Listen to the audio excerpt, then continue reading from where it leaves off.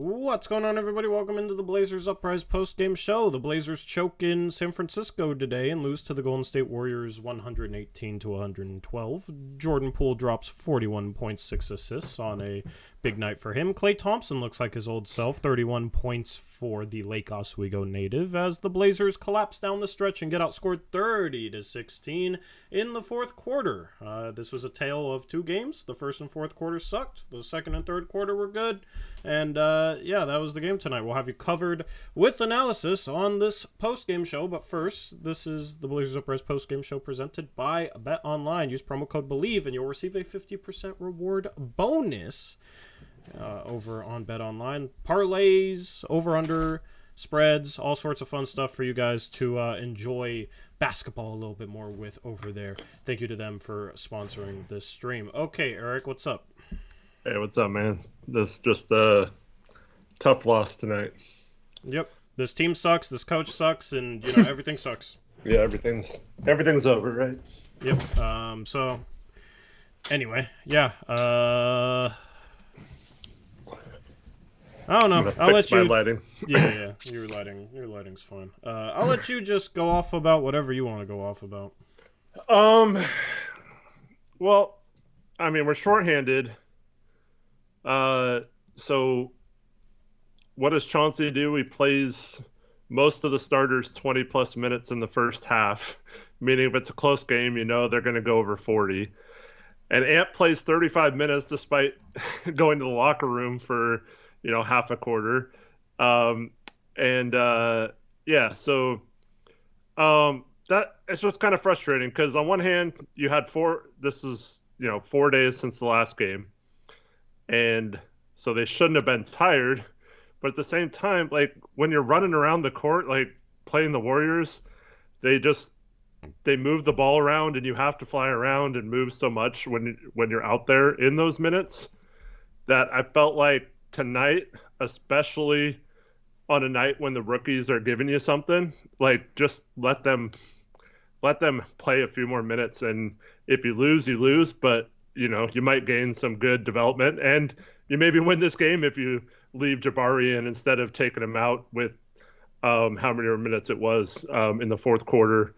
But yeah, it's a case where I think you kind of, I mean, it sucks, but I think you kind of just got to let some of those secondary guys that don't play that much play a little more tonight and hope they can do an adequate job to give your starters enough rest to not completely fall flat at the end of the game. And unfortunately for the Blazers, they did not do that. And the starters just had nothing left at the end of this game. And it was just stand around and watch Dame or Ant try to score, and it wasn't working. And we kept doing it, and it's just frustrating. Yeah, this team folded mentally. Didn't run anything. It seemed like the last 4 minutes of this game, like 4 turnovers in the final 5 minutes, 1 for 9 to end this game, and a 15-2 run. Kind of felt like it was 16-2 run. Yeah, I mean, this team just can't win close games lately, and people keep saying, where did the team go that beat the Suns and the Pelicans earlier this year? Well, that team won close games. This team ain't winning close games. This team folded. But also, this team is much better with Jusuf Nurkic on the floor, and Jusuf Nurkic is a key part of this team, and you know, it didn't hurt us as much tonight because Golden State isn't a team that gets downhill. They just shoot a lot of jumpers. But you look at the boards, Eric, no surprise there. Golden State, 17 offensive rebounds. What have I told you guys about Drew Eubanks not being able to grab a freaking rebound? The dude can't rebound. Golden State is one of the worst offensive rebounding teams in the league, and they get 17 offensive rebounds. But it wasn't just Drew Eubanks. Trendon Watford can't play the center spot because he can't rebound. Jeremy Grant, for an athletic, long, lengthy power forward that played 41 minutes tonight, 3 rebounds. That dude can't rebound. And then, you know, Jabari Walker got some minutes and had 6 rebounds in 14 minutes. He probably should have played more than 14 minutes because that guy can actually rebound. So, yeah, I mean, it's just frustrating. Giving up 17 offensive boards to a team that doesn't crash the offensive boards too well is very frustrating, and that was honestly probably the biggest problem in this game. On top of the turnovers in the first quarter, which we give up 41 points then, our defense was much better in the second and third quarter, but we weren't turning over the ball as much. Golden State gets out and runs. They will turn turnovers into buckets and go on a flurry, and they started off this game on a 9-0 run because of that. And that's bigger than the difference at the end of this thing. So, turnovers leading into transition. We haven't been good defending in transition. That's an Achilles heel. And then without Yusuf Nurkic, this team is a bad rebounding team, and that's another Achilles heel. And Golden State exploited both of that. Well, not just the turnovers throughout the game, but let's specifically talk about 4 that just can't happen. Into the first quarter, Jeremy Grant, we have a situation where we can run out the clock. He just runs right into his defender. I forgot, was that Draymond? And gets an offensive foul. They turn the ball over with 3 seconds. They hit a half-court shot, right? Yep. Into corner turnover.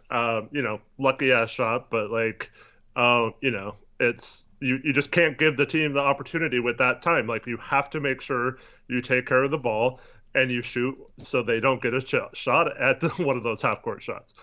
And then into the third quarter, Anthony tries to isolate Jerome, and he can't get by him, and then he just gives up the ball, and we lose a possession. There still would have been maybe a couple seconds left on the shot clock, but if you time the shot right, they probably don't get a shot off to end that quarter.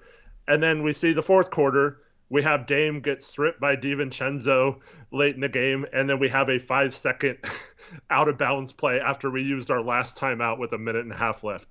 Just really bad turnovers in key spots, and you can't have those kind of mental breakdowns and turn the ball over in those positions. And then on top of that, 7 steals by Golden State in the second half. And when you get steals on a team like Golden State, what do? They run and they get good shots. And those are mostly in the fourth quarter too. Yep. And even if you don't give up a transition basket, they move the ball so well that it's really hard to recover, and your rotations have to be perfect. We know Portland's never are. So, we definitely need to do a better job of taking care of the ball. And it was like we were just dribbling right into it, or we'd go up to pass and just lose the ball. And unfortunately, against a team like the Warriors, they'll just kill that. Well, yeah, I mean, 14 turnovers isn't bad, but they're a team that will exploit your turnovers. Like, we had a good stretch the second and third quarters where we took care of the ball, and we outscored Golden State by 24 in those 2 quarters combined. The first and fourth quarter, we didn't take care of the ball, and we got absolutely eviscerated. So, I mean, that's really what it came down to. This team, when it turns over the ball, it really struggles because obviously you're not getting a shot, and then this team is not good in transition. Half-court defense, I actually think this team is at least an average half-court defense. I'm sure there's a stat back out there that backs it up or whatever, because this team just feels awful in transition. And adjusted defensive rating, they were like 18th going into this game, which isn't as bad as people thought. They've had a tough schedule, but so transition is a problem. But it was just at the end of this game, man, like, they weren't running anything, which, you can blame Chauncey for, but also, like, it's on Dame to calm down this team, and it's on Anthony Simons. It's something he'll have to learn, because your 2 lead guards have to calm down the offense, get you into something, and then execute through it. And it was like both those guys got sped up. Ant got tunnel vision, shot a questionable sidestep 3 that was off, that you could say he got fouled on, but they weren't going to call anything the last 5 minutes. These refs just swallowed their whistles. But then Dame, I felt like, was sped up in the last 5 minutes too, and this team, made field goal in the last 5 minutes when you weren't getting to the line or anything. That's obviously a recipe for a disaster, because Golden State's running off misses and running off turnovers. So, when they're not running anything, sure, criticize Chauncey, that's fine. But also, like, Dame can call sets, and Dame can calm things down as well. So I think it was just kind of a collective fail there, and then defensively they struggled down the stretch as well. I mean, that Klay Thompson 3, how are you not out there on the catch in transition? I don't understand, but that's the other thing, too, for those that do want to criticize Chauncey, is this team has to learn how to play out of freelance better still, because that Klay Thompson 3 to put the Warriors up 4 in the final minutes, that wasn't a designed anything. That was in transition, and Klay just coming off a handoff, knocking down a 3. That's what Golden State knows how to do. This Blazers team, when rubber meets the road, instead of getting good shots, which the Warriors do, and they've had a lot of guys that have won championships because of that, instead of doing that, everybody stands around and watches. And Dame gets sped up and doesn't settle the team down, and nobody's moving off the ball, nobody's screening, and they're loading up on Dame and being super physical with him. Same with Ant, and it's just a collective choke job, is what it is. So that's kind of my whole thing, is like, you can't even pin it on any one person. I think everybody down the stretch completely screwed up this game, and yeah, it sucks. Yeah, well, to me, there's a couple of coaching things. One, Looney's not in the game. They have Kuminga in and Draymond, as their bigs. Do we really need Eubanks out there? No, once again, we're closing the game. The last 5 minutes, Eubanks is on the court. We have no offense or whatever. So yeah, that to me is kind of frustrating. And for how well of a rebounder is, Jabari would have been fine playing the small ball 5 in this to finish this game, in my opinion. But the other thing is, Poole started going off again in the fourth quarter, and we saw how when Dame started trying to take over the game, how Golden State just completely sells out to stop him. And we don't change our defense throughout the game. We just do the same thing. And there's points of the game where we execute better, but we were still running the same defensive coverage that we had showed them the first 3.5 quarters down the stretch of this game. And a team that's smart will just exploit that if they know what to do against it. And eventually they're going to start scoring again. You're not going to be able to hold them down forever. Are you talking pick and roll coverage or something else? Yeah, like mostly just switching. So like Eubanks guy goes to screen and they just automatically switch. They don't trap. They don't try to fight through the screen and recover or show a recover. They don't hedge and recover. They don't do any of that kind of stuff. And that's kind of frustrating to me, that they just continue to let a player like Poole score 41 points or how much ever he finished with, and they don't really ever change their coverages on him. But how much did he score through the pick and roll? Because they're the best passing team in the league. A lot of their stuff is off-ball stuff. Yeah, but you have to have just a random play where you show them a different look or something. And they started off this game in a zone. It just got absolutely obliterated. You cannot play zone against Golden State. That was dumb too. That was coaching. The first 4 or 5 possessions they were in a zone. That's just really dumb. Chauncey's not, in my mind, not making good calls in terms of how he's approaching, handling, getting the defense to play the way he's said he wants it to play. I feel like they're still just trying to figure out basic stuff.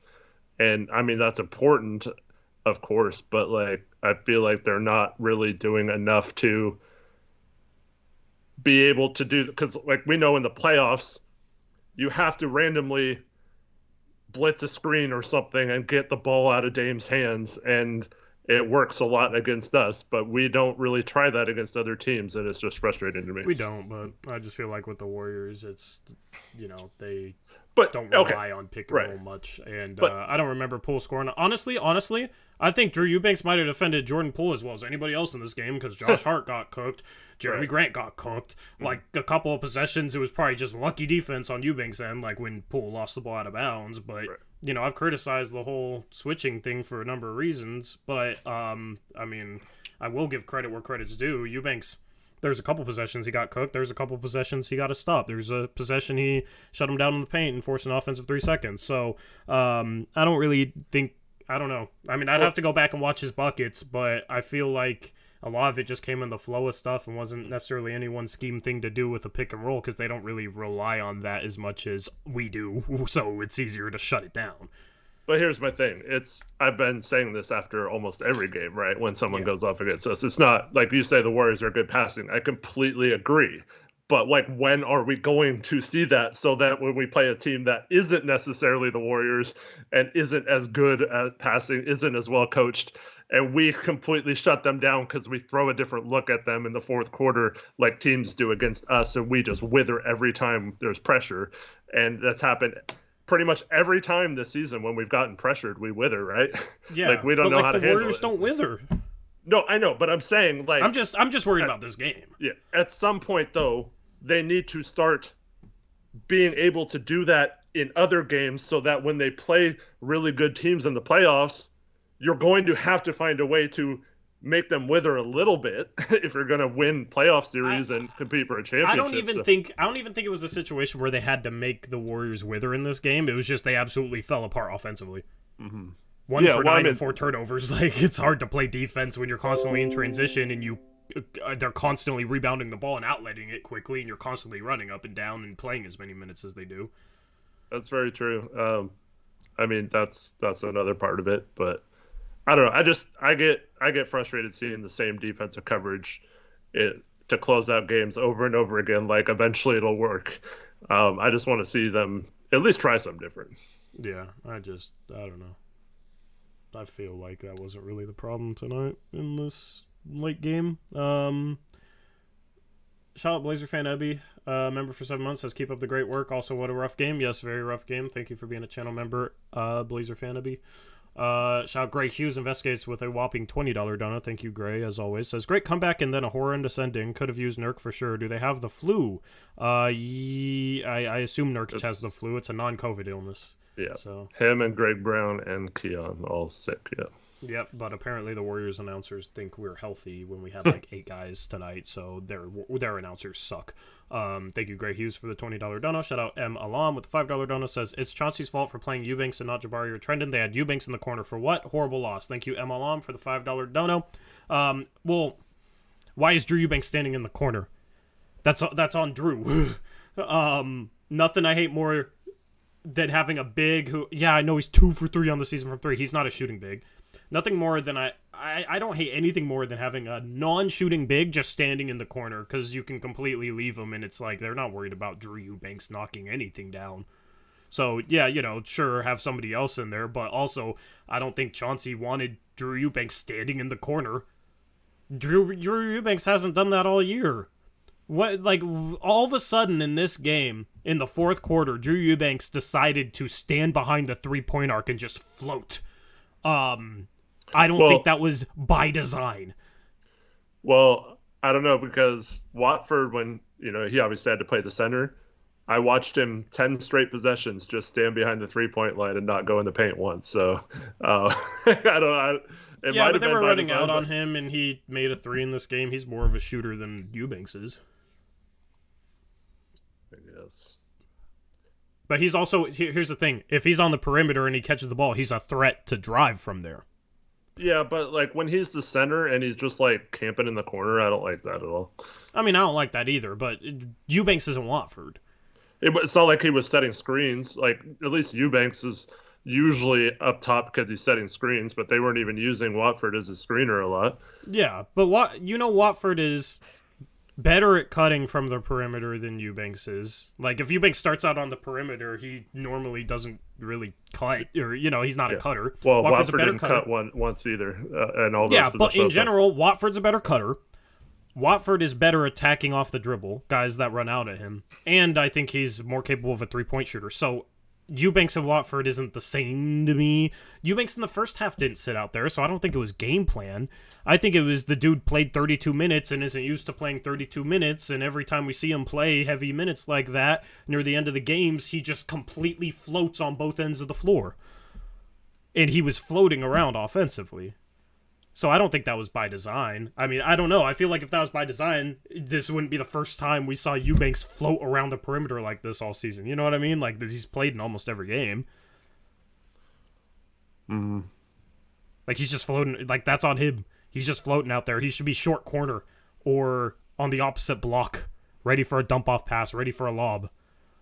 Or going and setting a screen. Instead, there was multiple possessions there that he just floated. So, I mean, he should have subbed out Eubanks and put somebody in since Eubanks was floating. I absolutely agree with that. Jabari is a better rebounder.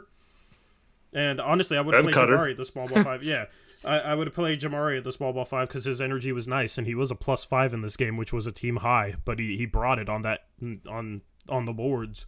But I mean, also, it's just like, why the hell is Eubanks floating out there? That's also on Eubanks at the same time. He should not be camping behind the three-point arc and floating like that. Yeah. But that was one positive in this game. I think now we're back to maybe Jabari might be useful at some point. Like we talked about him early in the season when he wasn't playing, he needs to play, and then all of a sudden he gets in a random game and he didn't play well in that opportunity after sitting on the bench for several games, and now he that's a good sign that he went back to not playing in several games, came in and actually contributed. He was a little scared to shoot. He had that one play where he got the ball right in the middle of the paint and had a wide open shot, and he waited till the defender left Eubanks to pass it to him, and he ended up following the shot in. But I think it's a good sign that he does a lot of things, and he was our best closeout defender tonight by far, and that's kind of scary that we have to have that be the person who's the best at it. Well, that's the problem. Jabari Walker looked good tonight because the rest of our bench is atrocious. Mm-hmm. That's like Jabari did some nice things. Like he played his ass off, props to him, and he rebounded. But we're talking about dude in 14 minutes, he's 1 for 4, and it's not like he's the type of guy where you can put him up against Jordan Poole and trust him in that situation. You know what I mean? Like he had good closeouts. I agree. I'm not disagreeing with anything you're saying. It's like having somebody that can do something well looks amazing on this bench because we have so many guys that just like Watford can't freaking rebound. He has like really bad defensive moments, and he hit a 3 in this game, but he's not somebody you can trust to shoot. Like he's just very blah. Eubanks is very blah, but Eubanks started today. And then you had Sharp off the bench, like obviously athlete, and he knocked down a 3, but defensively he had a couple good moments, but some really bad ones, and it's just like super inconsistent on that end. But you're talking about a 19-year-old kid who didn't play in college. Like the bar is so low that Jabari can clear it. You know what I mean? So it's not Jabari criticism. It's just like, man, our bench is so bad that he looks so much better than what we've had off the bench lately. Tonight it wasn't just the bench though. That includes the starters. I mean, like none of our starters were closing out well either. No, but that's always been a thing with our starters. Yeah. I'm just saying, like Jeremy Grant doesn't close out well, Josh Hart doesn't close out. Yeah. Like, it's everybody. It's not just the guards. It's everybody. Even Drew, but like, yeah. I mean, it's talking about a team that doesn't close out and that didn't rebound today. Mm-hmm. It's hard to play defense like that. And then you let them play in transition at times because you turn the ball over and they're a great transition team. I mean, that's a recipe for disaster against this team. Mm-hmm.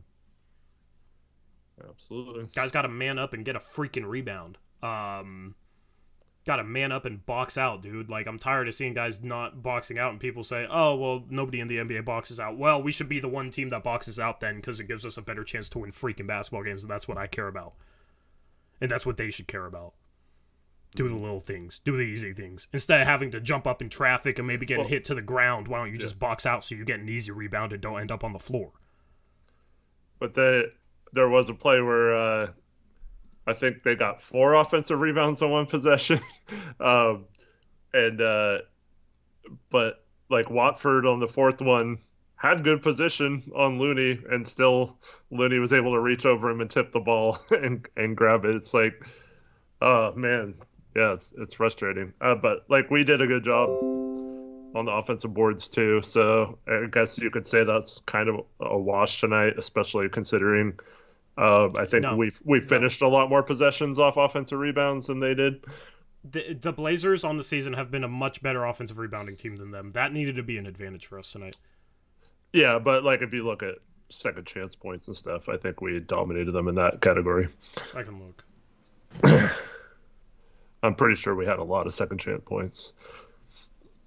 Like possibly a season high.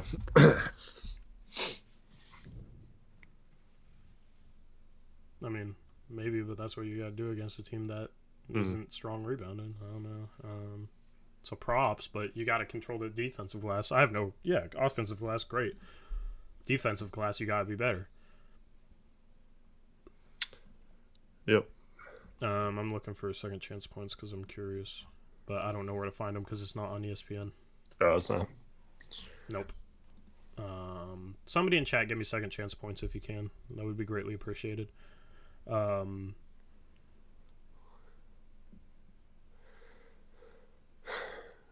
Yeah, Um, go ahead.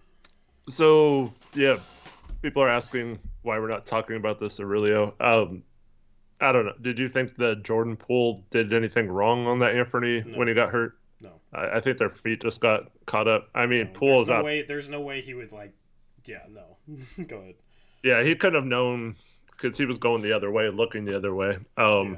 I don't think it was dirty. I mean, Poole kind of flails and stuff, so you could, I guess, say that his out of controlness, if that's a word, like could have led to that, but I don't think it was dirty. Just I mean, unfortunate. if we're gonna be honest, Dame flails too. So Yeah. every high level scoring guard that gets to the free throw line flails. Mm-hmm. It's just a part of the game. Yeah. So I don't really. It was. I mean, Ant's gonna be in pain later, but it was good to see him like smiling almost right away and stuff. They probably had to go do some concussion protocol tests and things like that. Hope his tailbone's okay because that's one of the most painful things in basketball is when you have a bruised tailbone. But yeah, I'm glad he's okay. There was a lot of hard falls in this game. Yep. But yeah, I mean, we can sit here and criticize the coaching, and I'm not saying none of it's justified, but at some point you gotta be better in late game situations as a player. Like this team, we've seen it too many times where players make absolutely stupid mistakes, whether it's giving up a three when you're up two with 1 second left, whether it's not boxing out. I mean, I don't know. You throw it back to the Clippers game and we choked that one. It's more than just Chauncey, and I feel like every time we choke, there's a lot of people out there that just say Chauncey sucks without really explaining it. That's not everybody that criticizes Chauncey. Some people explain their stuff, but I'm getting kind of tired of the people. Every time we choke a late game lead, it's just Chauncey sucks, and it's like, okay, well, what is he doing wrong? B, it's not just Chauncey. These dudes, you could see it in their body language, Eric. Like they got sped up. They got sloppy. Like, this team was rattled mentally. And that's not good. Because I was actually this is one of the most disappointing games for me because of how rattled this team looked mentally out there on the floor. Mm-hmm. And I don't know if other people just aren't seeing it the same way I'm seeing it, but at that point, like, players have to be stronger mentally in that situation. And normally Dame is. The problem is, as of the past month or two, this team, every late game scenario, they screw up.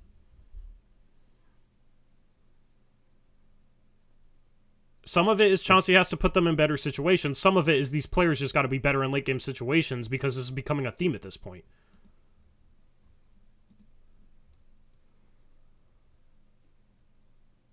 Yeah, I mean, I understand that Dame can run sets and stuff, but if Chauncey's calling a certain play, I mean, it's hard to know what that is. But Chauncey's also allowing the other players to just stand around and watch and not move either.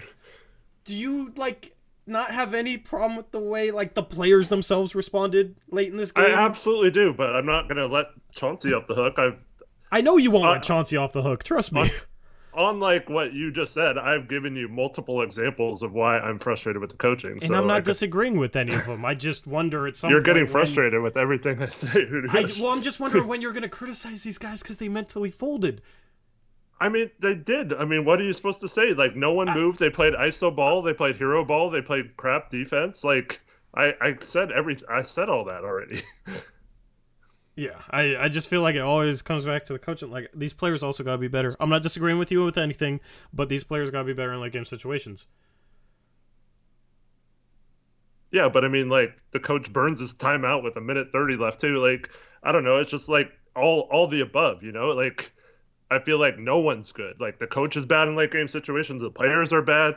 The defense sucks, and we're not switching it up. We're resorting back to ISO ball when ball movement worked really well. There was a stretch in the second half where Jeremy was getting really good shots inside in the paint, and we just completely went away from that. And then he didn't shoot for several minutes, gets a wide open three on the one possession we did move the ball when we were up 6. We would have put us up 9. Unfortunately, misses it. I don't think he touched the ball the rest of the game after that. Yeah, it's just I don't know. It's just frustrating that We don't disagree at I know. all. I I know. just feel like every time I start talking about the players, it ends with you saying, but Chauncey. I'm not saying Bud Chauncey, Okay. All right. but he's the coach though. It ultimately has to rely on him if he's not getting the players to perform the way he wants. It ultimately it's a is the collective job thing. of the coach. It's a collective thing, right? I don't know. I feel like you're starting to give Chauncey just a pass for everything. I'm not. What have I said? I give him a pass on this or a pass on that. Well, I I'm said just I saying, agree with like, all your criticism, but also these players gotta be better. as you like roll your eyes and sigh every time I make a comment. I'm just the butt Chelsea. Like I just watch you. I don't know. I just watch these players like look completely mentally rattled. I'm criticizing everything though, and I want to hear from you. Like, yeah, these dudes folded or these. I've said that 8 times. You sound like these guys in chat who are like, these guys will never criticize Dame. He can do nothing wrong. After I just said Dame like messed up, like I don't know what he was thinking, getting the ball stripped in the fourth quarter, but then. Like people say we never criticize Dame and stuff like that. Like what are you talking about? I've been talking about multiple things the players did wrong. I don't know why you need me to specifically state what I've been stating this entire show. It's all of them. This is but this has just been kind of a running theme is anytime I don't know. I just feel like I will legitimately criticize stuff that these dudes do. Whether it's mentally folding at the end of this game or specific stuff, I just feel like I get a lot of but Chauncey responses. And I'm not disagreeing with any of them. As I said, we don't disagree. I just feel like it's a lot of but Chauncey responses. Yeah. Well, I mean, it's all their faults. Yeah, I'm not doing but anything. I'm not blaming one person. They're all to blame right now. Yeah. I don't know. Maybe I'm wrong. I just feel like I've gotten 5 or 6 of those responses. That's what I'm talking about. But I mean, we don't disagree. I don't know. I just feel like I'm trying to focus on everyone's failures. I feel like you're kind of blaming me for the people who are just like, screw Chauncey, he sucks. Chauncey sucks. Chauncey's the problem. You know, for anything. I know you're not those. You are not those people. I know, but you're frustrated with those people. You came into the show. You started off the show. Before you even started, you were already getting into it with people about it, and I feel like you're kind of pushing it on me because I'm not pushing. I'm not saying it's all Chauncey's fault, but yeah. I'm not pushing anything on you. All right. I'm not pushing anything on you. But I'm just trying to focus on everybody's failures, But that's the thing is one person will say it's this percentage versus that percentage. I mean, how do you even define a percentage? Because James Yang says 60 to 75% chance Chauncey's fault, how Blazers suck ass. How do you define a certain percentage of blame? Like, that's such an arbitrary thing. Like, I just look at it like, okay, Chauncey has to get these guys in a system late in the game because they're running absolutely nothing and they're being super physical. Andy didn't use his challenge. Like, everything that you've said. All that stuff I'm frustrated with. The 5-second call. Chauncey has to drop better inbounds plays because we struggle getting the ball inbounds off the sideline more than probably any other team in the league. Okay? But I'm baffled at Damian Lillard, who's been in the league for what, 11 years? This is his 11th season? Like, normally he responds to late game adversity, and he didn't today. Like, he did not settle this team down. He got sped up. Mm-hmm. Like, if Chauncey's not calling anything to run, okay, criticize Chauncey, but also, like, Dame, get this team in offense, settle things down, bring it over to the side and ask for a pick and roll with 3 players, like, just orchestrate. Like, what does LeBron do, late in a playoff game? He orchestrates. He sets up the floor, and then he creates an opportunity for himself to collapse the defense, kick out, or, like, create something.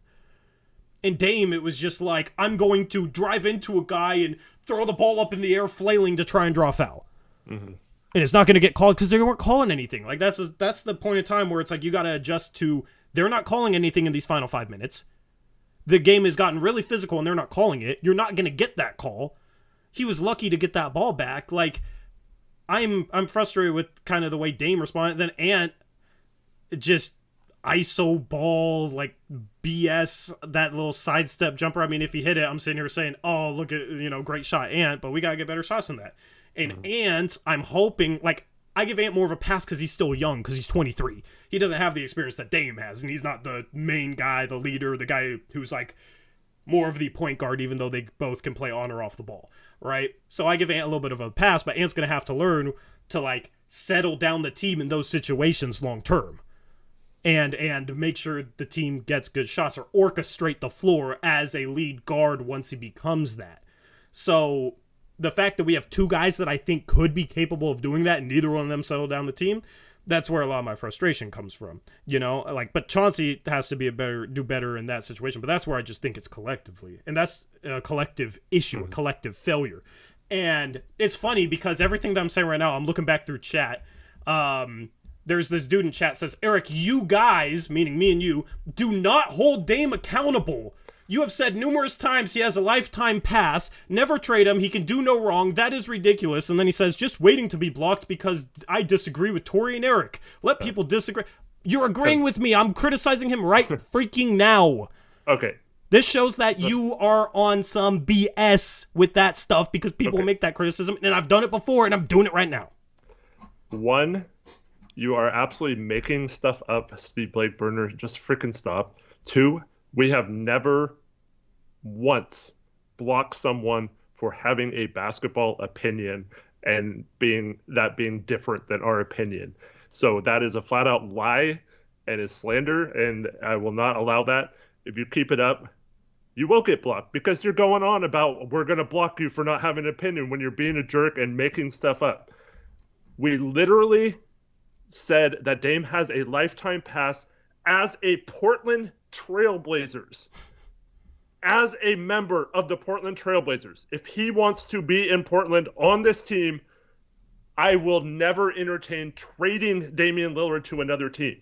Not once have I ever said, no one in chat can criticize Dame. He's above any criticism. You're not allowed to do it or you'll get banned. Like, that's never happened, dude. You're making stuff up. You also are making up that the coaching staff has said that Ant is better than Dame and shit earlier. Like, that's just not true either. So just don't be a jerk. Give your opinions. That's fine. But we are actually talking about Dame right now, and you're going off about how we never criticize him. It's just really dumb. Yeah. You're saying we never criticize him while I'm criticizing him, and then you're asking what you made up. I mean, this is the type of stuff we talk about.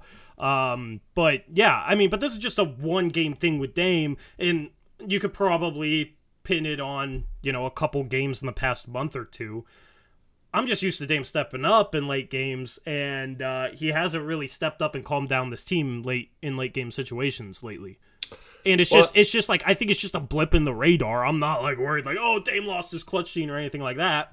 But it's been a problem. And maybe it's due to fatigue because these players have played heavy minutes, but this team only played one game in the past 6 days, so I don't feel comfortable giving them that sort of excuse because this was also a problem before that.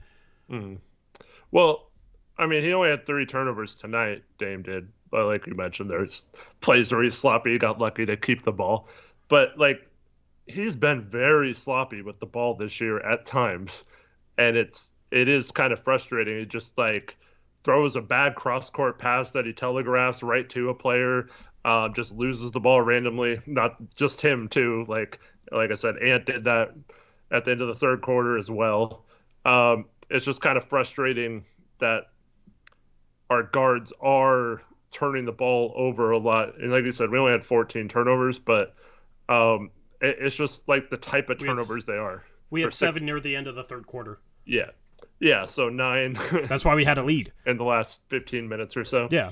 So, that's the thing. If you take away the past 5-minute collapse, like, the first 3 quarters as a whole was fine. Yes, the first quarter sucked, but then the next 2 quarters were great, right? Like, the first 3 quarters, first 3.5 quarters as a whole was fine because you're talking about a Golden State Warriors team. Yes, I know they don't have Steph Curry, but they've been phenomenal at home. They were like 15-2 at home coming into this game. They won 3 straight at home coming into this game without Steph Curry. One of them was over Memphis, one of them over Utah, and it wasn't just bottom feeders. This team is an elite team at home, no matter if they have Steph Curry or not. And that's the thing, is going into this game, it was like, this is a tougher game than people realize. Like, I don't think Portland should be favored in this game because this team's great at home. So to have a almost 10-point lead in the fourth quarter is you have to play a good game up until that point. We had 71 points in the second and third quarters. So obviously the offense was working. The offense was rolling, right? Like, we criticize Chauncey for late game stuff, but I don't really have a ton of criticism outside of, the start was bad. But after that bad start, on through the end of the third, early into the fourth, like, I thought it was a well-played game from Portland's end. I didn't really have any criticism. All the criticism comes for the way this game responded, or the way this team, the players and the coach, responded late, and how the players on the floor basically mentally folded and looked almost shocked, and just the intensity seemed like it was too much for them. Chauncey doing nothing to help this team out from a coaching perspective late in this game, and it was just a complete collective failure. I don't think Chauncey sucks because he struggles in late game situations. I think that's a flaw of his. But up until that late game collapse, this was a really well played game. And I think you could say it was a well coached game, potentially. Like, this team was playing good against a team that was 15-2 at home. Okay? It's just 1 5-minute collapse, which has been a problem with this team lately, and it's not just Chauncey, it's also Dame, and all of a sudden Chauncey's the worst coach in the league and he sucks and this and this and that. That's where my frustration came from, Eric, is he sucked the final 5 minutes. I don't think he sucked the entire game. It's also on other people. It's also on Chauncey. It's just collective. And Chauncey has to learn from this. But, my criticism isn't towards the second and third quarters. The second and third quarters were absolutely phenomenal. They collapsed. Yeah, well, I mean, you're going to think this is a but Chauncey thing, but I did mention a couple things. Starting off at his own, I feel like was bad. And also playing the starters heavy minutes. Yeah, but also, do you give him a pass given that they had 4 days off and then 2 days off before the previous game, and they only had 8 players? I'm just saying, like, how many games did we talk about how they were tired after playing 16 games in 29 days, and how their minutes needed to come down?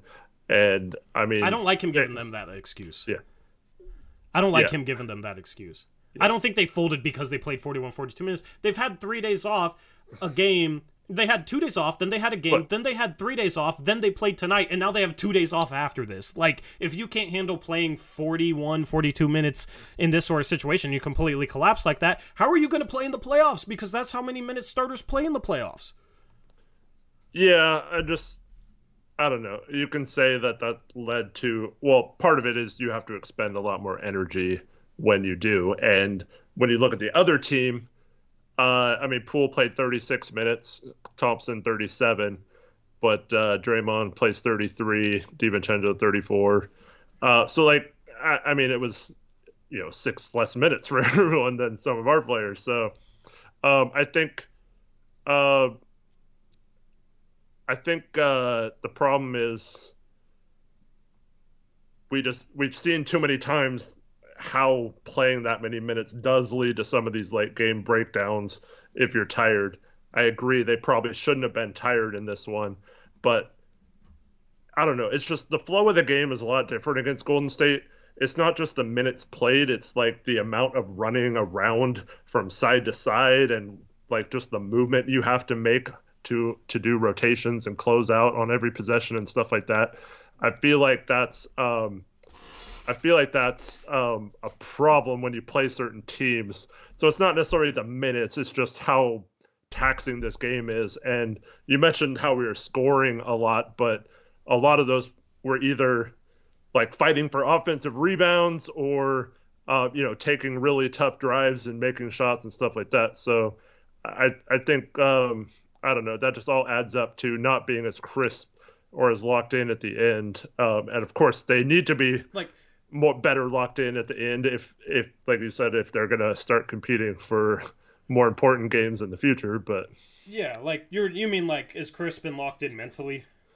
Yeah, I mean it's tough when stuff goes wrong, you're on the road and that place gets rocking and they just seem to, I mean this has been like this for years where the Warriors just seem to be down 10 and they're all of a sudden up 15 in like the blink of an eye. We come out of this game, I felt like we ran we get 2 wide open threes on our first 2 possessions, I think, and we both of them like rim in and out, and they hit every freaking shot like right off the bat, and all of a sudden, you didn't even like play bad, but you're down 9-0 and have to call a timeout right away.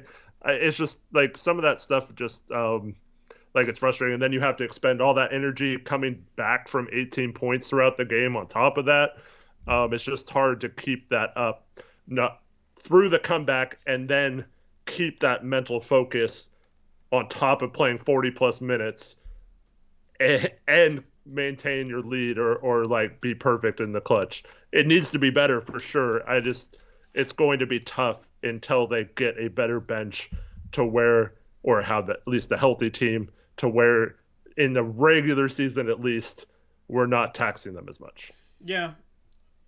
I mean, it's tough, but yeah, that's what contending teams do in the playoffs. You know what I mean? Like, and Dame's done it in the past where he's played like an insane amount of minutes in a playoff game and he's hitting ridiculous shots, but that's kind of the problem, though, is like, it's not a situation. Is it a situation? Yeah, he is. But like, that's the thing with Dame in the past is like, has it been a situation where he's done a good job of just kind of like calming down the team and making sure they get a good shot, or has it been like, oh my goodness, Dame's hitting a 30-foot sidestep step back with 2 hands in his face? Because that's not necessarily calming down the team. That's just him being absolutely amazing. Which, sure, if he's doing that, okay, great. But like the best floor generals in the league will kind of like calm things down and set up the floor. Like wave a guy from the corner to the other corner, call for a screen, that sort of stuff. Call a set, get them in some sort of action. That's what I wanted to see from Dame. But Dame is more of like a clutch, insane playmaker instead of like a calm things down type of guy. Right? Like, and that's not even a criticism necessarily, but as he gets older, I think he has to get a little bit better about calming down the team in these late game situations and not just relying on like him being the best player on the court in order to get things done. So let's get caught up on some donations. Yep, shout out Jesse Anissen with a $10 dono, says, just supporting, sad. I always wonder, if you guys each become GM tomorrow, what do you do? Thank you, Jesse, for the $10 dono. There's not really anything that can be done right now. The Blazers are really strapped in terms of what they can do because, A, Jody Allen might not want to pay the tax. B, we're hard capped at $7 million over the tax because we signed a player who still has yet to play. And we could have definitely used in this sort of game. That hopefully we will see soon. But that guy is obviously GP2. So that's the problem. There's a couple things that I would try and do, but it's mostly unheralded guys that just know how to play is what I would look at, or guys that can knock down a shot. That sort of thing. Thank you, Jesse, for the $10 dono. Is there anything you want to add to that? No, you covered it. Cool. Thank you, Jesse. Truly Spencer PDX, member for 2 months, says, disappointed I can't go to the watch party. Work. Thank you, Truly Spencer, for being a channel member at least. Yeah, I tried to have that watch party a little bit later. By the way, if you don't know what we're talking about, check out the link in the description box below that says buy watch party tickets here. But I tried to go for a later start time, 7 p.m.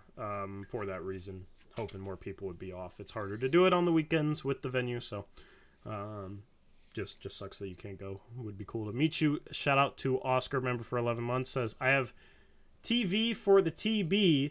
Should I save my money and my sanity? Thank you, Oscar, for being a channel member for 11 months.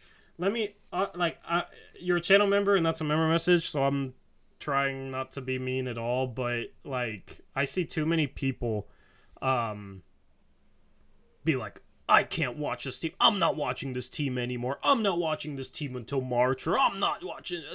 I can't stand this team. I can't enjoy this team at all. I hate reading that stuff. Like, people that ask me, should I stop watching the team? I don't know. That stuff kind of bothers me, man. Like, if you want to watch the team, watch the team. If you don't want to watch the team, don't watch the team. If you want to save your money, go ahead. Like, no problem with that. It's just having so many people say it to me, man. It's just, I don't enjoy that. Well, I mean, for me, I mean, I'm 43. I've been watching the Blazers since I was a kid. So I've experienced this for, since I can remember, 30 some odd years. Um, so I would say if you expect anything else but like crazy games, I mean, how many times in the last few years have we blown out a team? It doesn't happen that often, handful of times a year. So like every game is crazy. Every game seems, even if we're up, we seem to blow leads. If we're down, we come back. It's always exciting. It's not good for your health, but so like if you have health problems, I would say probably cancel the Yeah. subscription. But other than that, man, I mean, this is just life as a Blazer fan. So you either have to embrace it if you want to remain a fan, or just stop being a fan, because like this is how it's been for as long as I can remember, and I haven't even witnessed a championship, and I'm probably older than most of you. Yep. Um, the real reason why I don't like it is because on a bad day or a good day, on a great game or a terrible game, we'll still stream. I'll still stream. You'll still stream.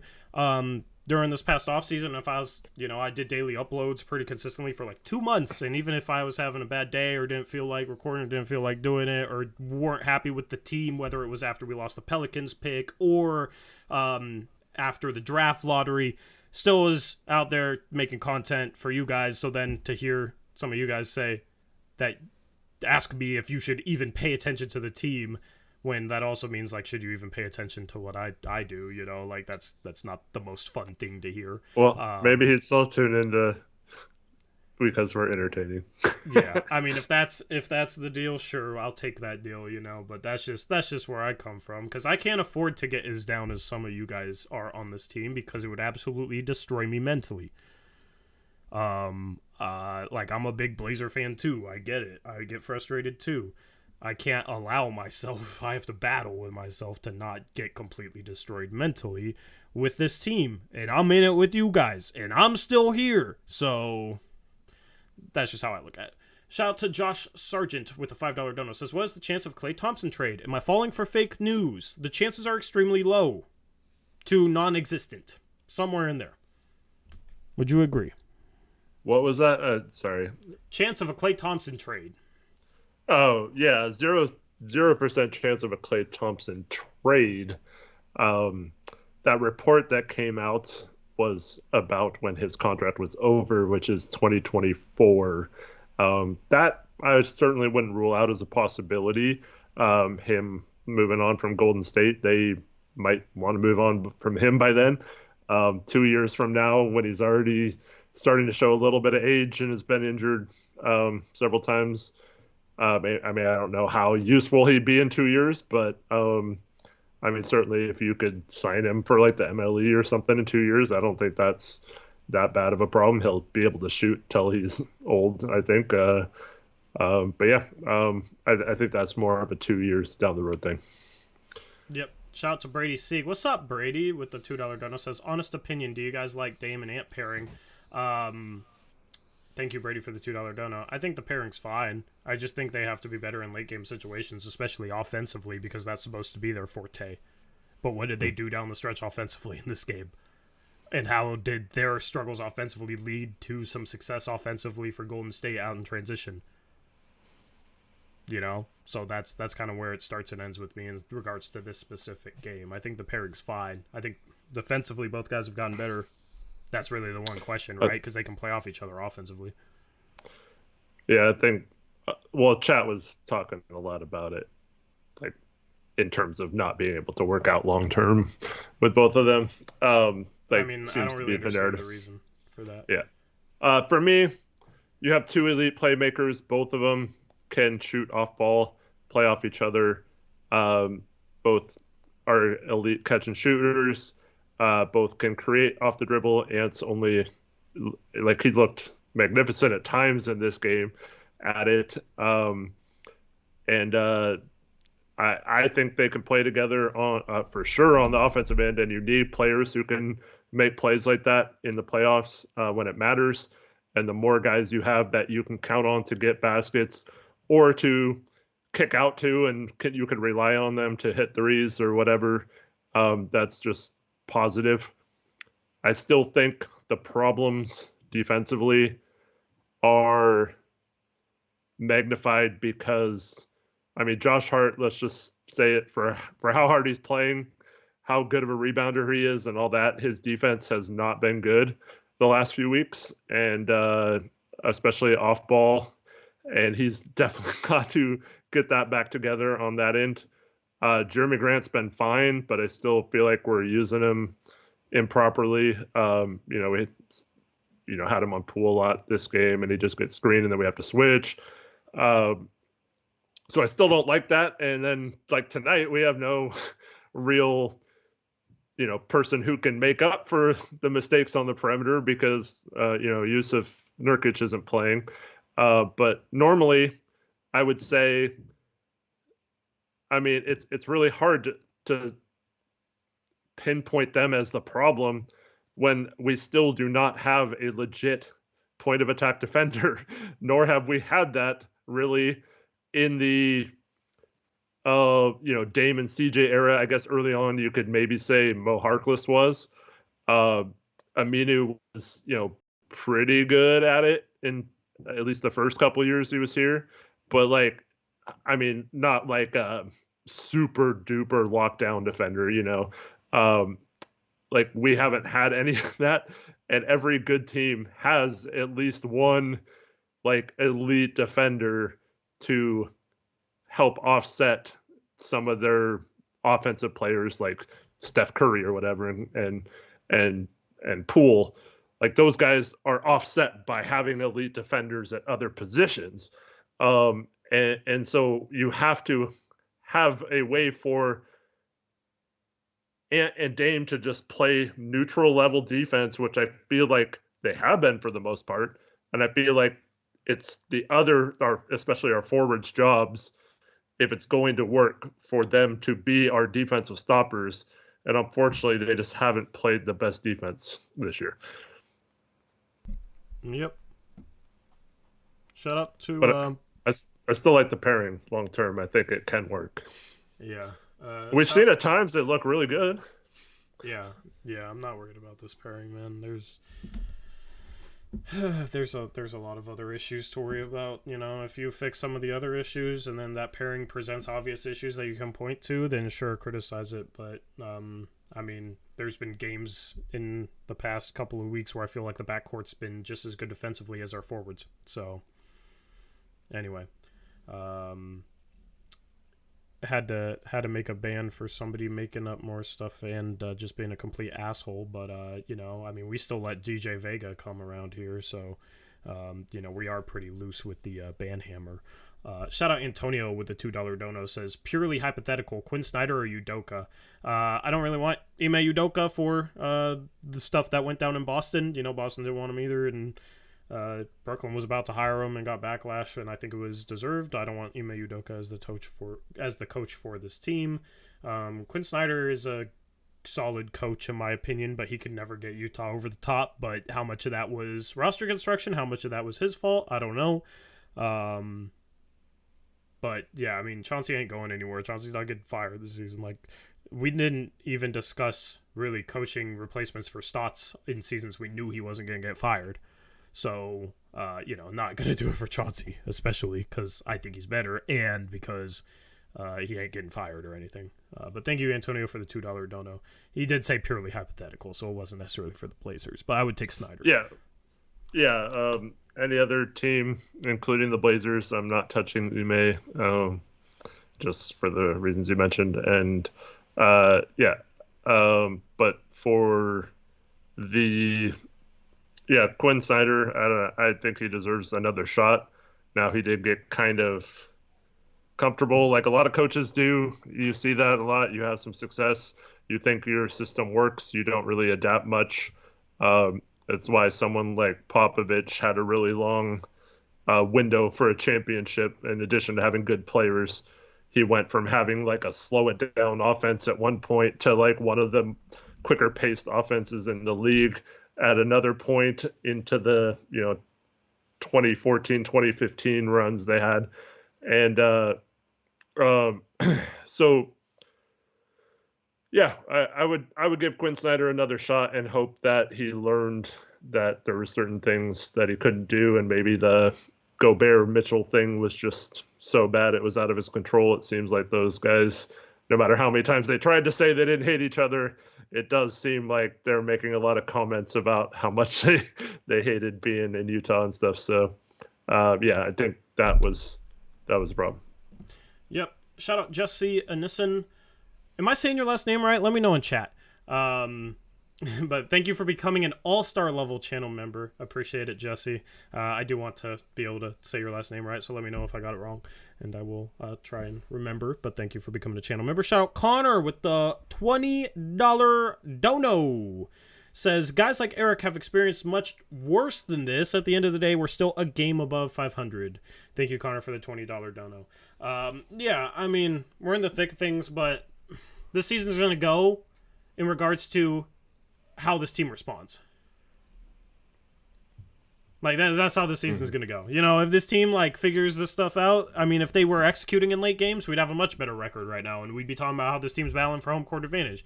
This team can still battle for home court advantage, but they have to figure out their late game meltdowns.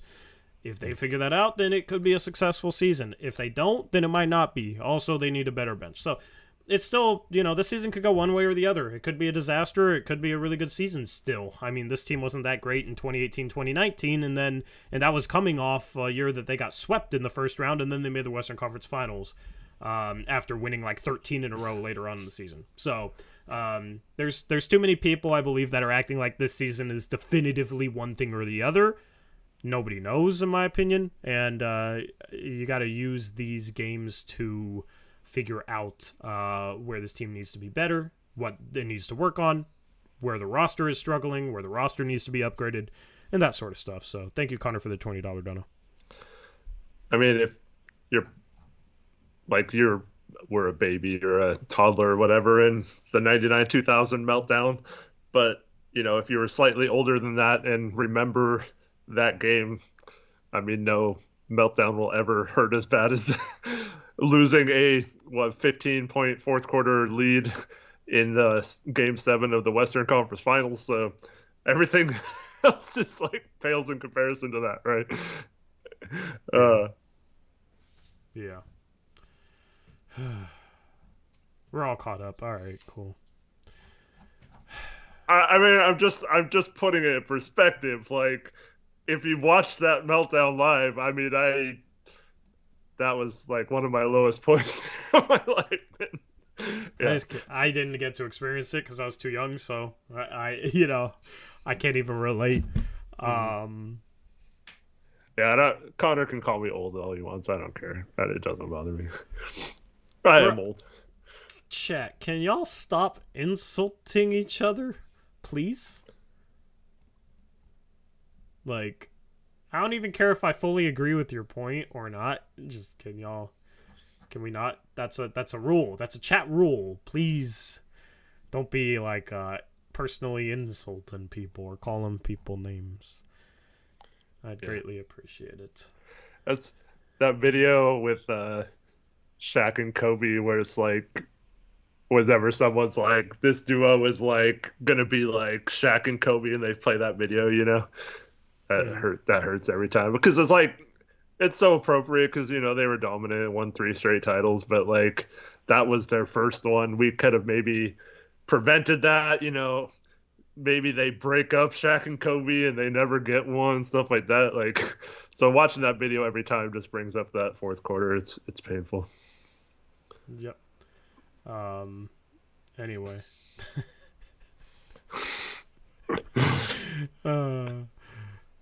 See, the difference is, Vega, did you deserve it? Probably. You're always on our ass, man. But that doesn't mean anybody else in chat can insult Vega, all right? Well, I only called you a pansy because you completely went off on us for several streams in a row, and so yeah. Yeah, like we have to police chat and make it so that people aren't insulting people, but we just give people the same energy they give us. Is really what it is. You give us good energy. If you disagree, that doesn't matter. I just return the energy that's given me. And a lot of people don't like that. Because a lot of people, maybe not a lot of people, but there's people out there, and everybody knows these people. Everybody has, somebody in their life that's like this, but they can't handle the same energy that they give other people. I just hate the people who think we block someone for a basketball opinion, and then while they insult us and say what jerks and a-holes we are and how we're like the worst and we're S-heads and stuff, but they block me for no reason. It's like, dude, you're freaking going off on us. Yeah. Also, let me just say this. If somebody apologizes for a take and takes it back and says they were wrong to say it, and you continuously give them crap for it, that's pathetic. All right? So I'll just say that right now. We don't have to go into on what specifically this is about, Eric, but not a lot of people will apologize or take back their takes or, you know what I mean, like, or own up for a bad take that they have. So when somebody does that, you should just freaking respect it. And if you don't, that's kind of pathetic, in my opinion. Anyway, this is going to be chat for the rest of the stream, I guess. I don't know. We'll end off this year this. Ishfluent says, how can I find the record when Eubanks finishes games? I don't know how that can be accessed easily, but I do know we are now, this is a little unfair to Drew, but we're 4-23 when he starts. Mostly based on last year. I saw that, and I was like, I could tweet this out, and, No, it's not fair. I'm not gonna try and insult him for stuff that ain't fair. I mean, we still should have won this game despite him starting, but yeah. Yeah. But, like, Golden State doesn't get to the rim. They don't attack the rim a lot. They don't attack through pick and rolls a lot. And, I think our interior defense is worse with Eubanks instead of Nurkic, and I think our pick and roll defense is much worse, but this isn't the type of team that does that type of stuff or relies on that type of stuff. So I actually thought if there's one game you're going to be missing Nurkic in, it's... And also, they don't offensive rebound well. Like, they're one of the worst offensive rebounding teams in the league. So I figured, okay, well, if there's a game we're going to be missing Nurkic, this is the type of game to miss him. This is the type of team where maybe it might not be that bad. But then they go out and get 17 offensive rebounds. Trevin says he's 2-3. 2-3 when he closes games. I don't know. Yeah, I mean, I don't know. Like, none of the late game stuff was purely Drew Eubanks or anything. I mean, he floated on the 3-point line, which I thought was ridiculous, and his guy just kind of helped into the paint a couple of plays, and he just was a non-threat standing behind the 3-point line. One of them was on an Anthony drive. Never mind. That was 2-3 when he starts the season. 2-3 when he starts. Okay. Yeah. What do you think was there any plays that stood out that they should have challenged? Primarily, I guess the one where him and Eubanks, or Billups and Eubanks, were complaining about that one where he got called for the foul jumping away from. Was that Poole or I forgot who it was? Was that Eubanks? There's a play where Eubanks got 3 free throws when he jumped into the defender. Oh no! That was that one was Jabari. I would have challenged because you're not supposed to make an unnatural basketball move into a defensive player. They changed that rule like 3 years ago. Yeah, they call that a foul, and you're not getting the play overturned by challenging it. But the NBA changed the rule, whereas if you make an unnatural motion into a defender, you don't get rewarded with a foul for that. And that was like a textbook play that they changed the rule for, but they still called it like they used to call it instead of how they're supposed to call it now. So it gave Jordan Poole 3 free throws. He's like a 91% free throw shooter or something like that. Like really good from the free throw line. That's the play you challenge because that's 3 points off the board. And I think that might have been an offensive foul. Like I don't know if they call it an offensive foul or a no call, but that's 3 points off the board. Yeah. And so just to be clear, so Poole goes up, pump fakes. Jabari jumps to his side. Poole leans right into him, initiates the contact. If he just goes up normal shot motion, Jabari doesn't touch him. He only fouls him because Poole made an unnatural move when he shot to the side. And that's not, I know the Warriors announcers were trying to say that was a natural motion, but that is definitely not. Yeah. And then, so I don't know. I mean, maybe they felt like you said, even if they won the challenge, it might have been a no call then maybe it's a jump ball or something. Still, gotta So stop. yeah. But yeah, then there's the one where Eubanks has the bad closeout, and then he recovers well, kind of jumps past the defender, doesn't look like he touched him, and then they called that foul, and then both Chauncey and Eubanks are standing there arguing with the refs. I've mentioned this on previous shows. I hate when coaches argue about a call when they still have their challenge. Like if you feel that strongly about it, like use your challenge or whatever. Especially when But it's resulting in points for the other yep, team. exactly. Yep. Yep. Yeah, I hate that. I hate that. I've ranted about that. I've ranted about that earlier this year. I hate when coaches save their challenges. Mm. Anyway, hide. It's always funny when people come into chat and think that insulting me is going to upset me, because I've seen every insult in the book. So you're just the person that typed out 3 sentences insulting me. You just wasted your energy. And if you do it again, I'm not going to point it out. I just letting you know not to waste your energy. I'm trying to help you out because, dog, I've seen every insult in the book. I do not care what you think about me. There's a reason you're on here typing sentences about me and insulting me. And there's a reason you're not up on screen having people do the same stuff to you. Because if you had a platform, if you were capable of building something, then you'd be dealing with the same stuff. But unfortunately, you're the one insulting me. So that sucks for you. Anyway. Caleb asked, do you think the assistant coaches just aren't letting Chauncey know that certain plays should be challenged?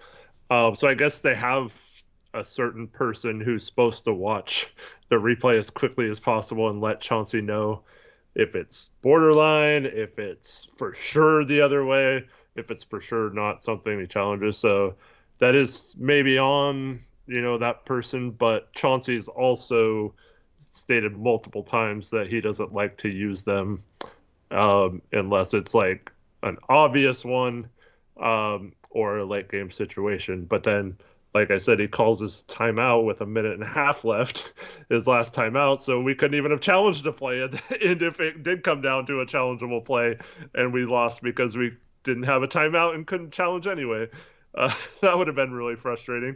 But yeah, I do. I don't know that. I don't know if you necessarily have to challenge that Eubanks one, but I mean that we're starting to get late in the fourth quarter. It's not like there's going to be a challengeable play every time in the crunch or whatever. So I get why you want to hold it, but I don't know. Sometimes the momentum of the game, you have a little bit of a lead that you don't want to give up. I think it's worth using sometimes in those situations. Challenge something. Too many times we challenged nothing, and there was obvious calls that were bad or wrong. So I hate it when we don't use a challenge. Been one of my pet peeves this year. That's something you can directly criticize Chauncey for. Nicholas says, I thought it was Hart that called the timeout. The last timeout was when they took the lead. I think they went on a 9-0 run to take the lead, and then we called timeout. I think that's what happened. Ishfluent says, I want to know how to find stats. I want to know where we rank in turnovers out of timeouts. Yeah, that kind of stuff would be really fun to access. Fortunately, yeah. I'm not. I don't really. Where's Reese? Because Reese knows how to find that type of stuff. Shout out Reese. By the way, I posted a preview video. I didn't have time. Reese has helped me gather stats for that, so I didn't have much time before the game today. But it was just a trial run. Let me know what you think of that type of video, and if there's anything I should add or not, because I want to start doing game previews. So I upload the first one today as kind of a trial run. Yeah, unfortunately, we had to use a couple timeouts for injuries in the second half, so I guess those weren't Chauncey's fault. I felt like we were going to try to play on, even though Josh Hart was laying on the floor that one time. We were going to go down like Dave started dribbling up the floor, but yeah. Fortunately, yeah, both those times. The Ant one hurt really bad though, because he was locked in. He was I felt like he was about to take the game over, and when he does that, I feel like that then sends some focus onto him, a lot of defensive attention onto him. And then when Dame came back in, he might have gotten some better looks if he didn't go down either. Yeah.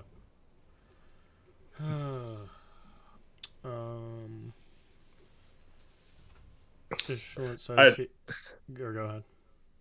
Oh, we should watch the Chauncey postgame, says DJ Vega. I already watched it. While we were waiting to go live. Yeah, he just blamed not having enough guys and them being tired and stuff. So I don't think Torrey wants to hear that. No, because they didn't have enough guys is true, but also that should not be an excuse after they've had 3 days off and have 2 days off the next couple of days. Like, being tired should not be an excuse. But it's like, if he plays Dame 36 minutes in this game, we lose by 10, probably. You know what I mean? We lose by more. Like, in order to win this game, I feel like he had to play the players the minutes they played, and they did have a lead, and then, collectively they screwed up this game in the last 5 minutes. But also, it's like, he should not be making excuses for guys or for himself about guys being tired. Because you just had 3 days off, and you had 2 days off before that, so...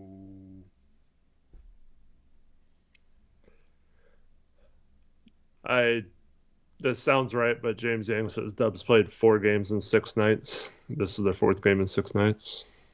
And Klay Thompson played 37 minutes today, and he hit a clutch 3 in the final minute or so. So, I'm not trying to hear any of that. He didn't play in at least one of those.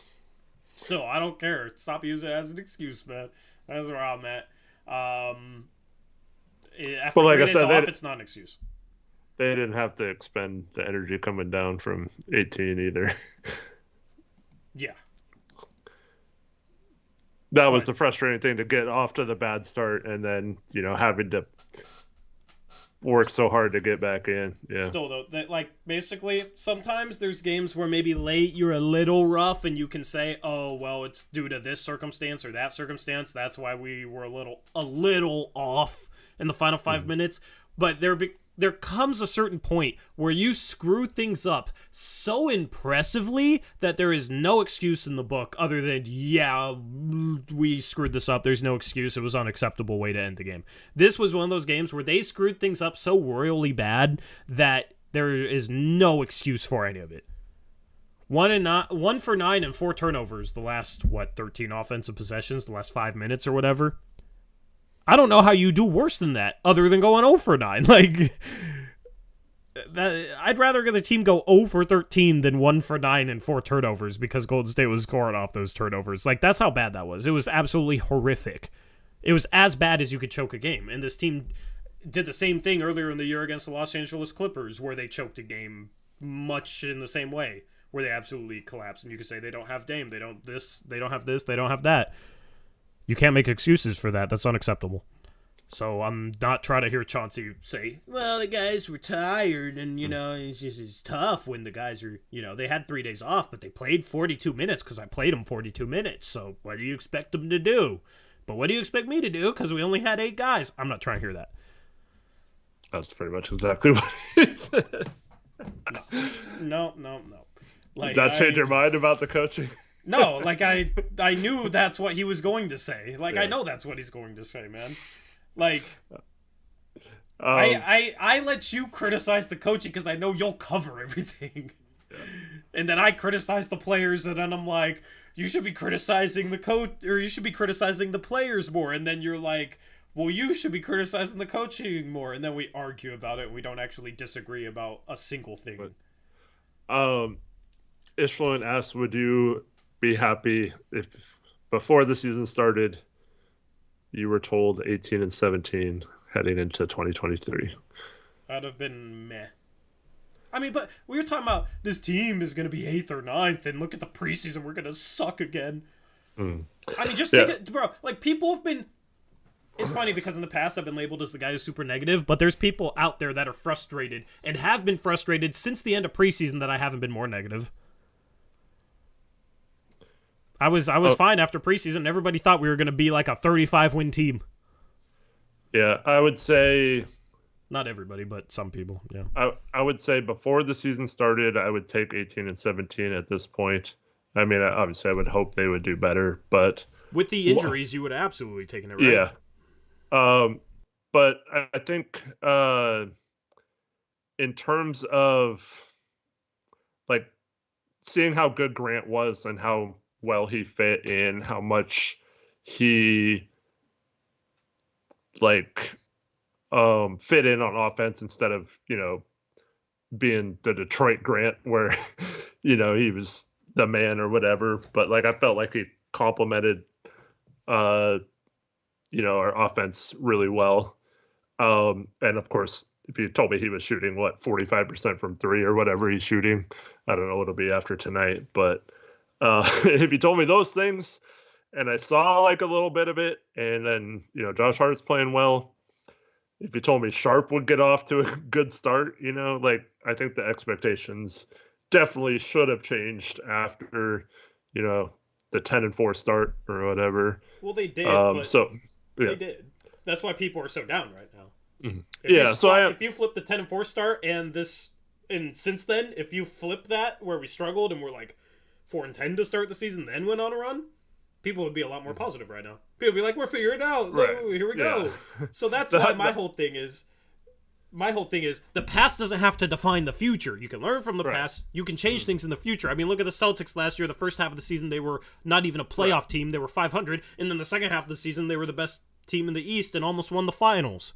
They didn't let the past define the future. I'm not saying we're the Celtics, but that's where it just comes down to this season is going to be defined as to how this team plays in January and February and March. Like that, how this team responds to these struggles are going to be what decides whether it's a great season or a good season or a mid-season or a bad season. They have to take advantage of 11 home games in January. If we're talking about them not getting a little bit of separation from 500, 4 or 5 games over 500 at the end of the month, if we're still 500 or a game above 500, I think that's where I'm going to start to really get frustrated. But I think right now, Josh Hart even said it before the game. He'll probably add this to the list, but he mentioned 3 games. Forgot which 3 games he mentioned. The Clippers game, the Brooklyn game, and one other game he mentioned as ones they just absolutely gave up and shouldn't have. And he was even saying they should be 20 and 13 or whatever it was at this point. I'm not happy with the 18 and 17 record, Donovan.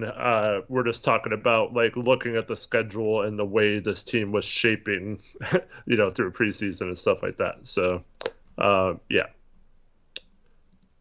Dame missed 12 games. Nurk has now missed 4, 5. Jeremy Grant, I think, has only missed 1 or 2 games.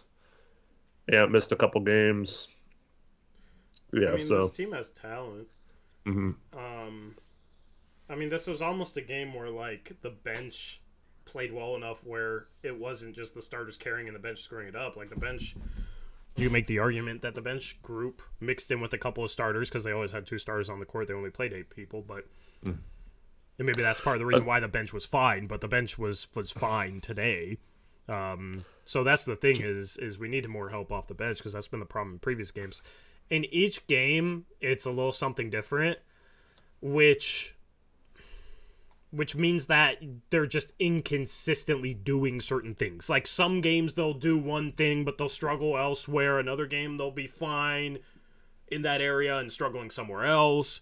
It's just being able to find that consistent level of play where there's no huge drop-off with the starting lineup and the bench, and then the little things they're doing consistently instead of just some of the time. That's how you reach that higher level. And I think if this team does that, it can be a really, really good team. Like, in a wide open West, I think that team would still have a chance at making a run. And some people might say it's crazy, but that team, I think, could make the finals. If you had a good bench, upgrades on the bench, and then this starting five is hung with pretty much any starting five in the league for the most part. The problem is that they have some moments where they collapse or don't do the little things, or, the last 5 minutes today, and then the bench screws things up a lot. So that's really what it comes down to. And this team, you can't sit here and say this team can't figure it out. Chauncey has some things to figure out with his own coaching, but you can't sit here and tell me that he won't be able to figure it out when he hasn't even had a full season as a coach of a serious team that wasn't taking like half the year last year. So that's where it's like everybody's saying like, oh, this team is screwed, for sure going to be a first round exit, for sure going to be this, for sure going to be that. I think is just kind of some, I don't know. It's not that absolute. It's not that black or white, like this team sucks or this team is great or whatever. It's a process. So, right. I don't know. This team might not figure it out and they might be a first round exit. Shoot, they might be a play-in team and might lose in the play-in. But they also might go on a run. I don't think you can say that they will or won't do either of those things. Yeah. So Trevin says they're 1-5 in games where Eubanks closes, but probably should only be that 1-4 because the Denver game they were down double digits at the end, even though he was in. So 1-4 legitly in close games. I mean, Eubanks isn't good against starters. You can make the case he's not good against bench players, but it's like, oh, he's better than Nurkic. Look what he does with the bench unit. Look at the energy he plays with. Well, he's playing much less, and he's playing against bench players when Nurkic is going up against starters. Yeah, I mean, I'm not a Eubanks fan, man. I'm just not. I don't see myself ever being one. He just, I don't know. Did you see him block chase multiple times today where he either fouled or gave up an offensive rebound because of it? Well, Hurd once again said on the broadcast that Chauncey probably didn't want him chasing blocks a couple times. Yeah, and there's been a clip in one of the Trail episodes where an assistant coach was telling Jeremy Grant to tell Drew Eubanks not to block chase. Drew Eubanks block chases, and it results in problems. And how many blocks did he have today in his 32 minutes with all the block chasing he did, Eric? He had 1 block.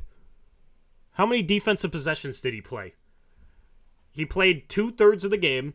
The Warriors had 21 free throws, 91 shot attempts, erased 17 offensive rebounds, right? They had 12 turnovers, so that's an extra 5 shots they got. So let's say 86 field goals. They had 21 free throws. Let's say that's 10 trips to the line.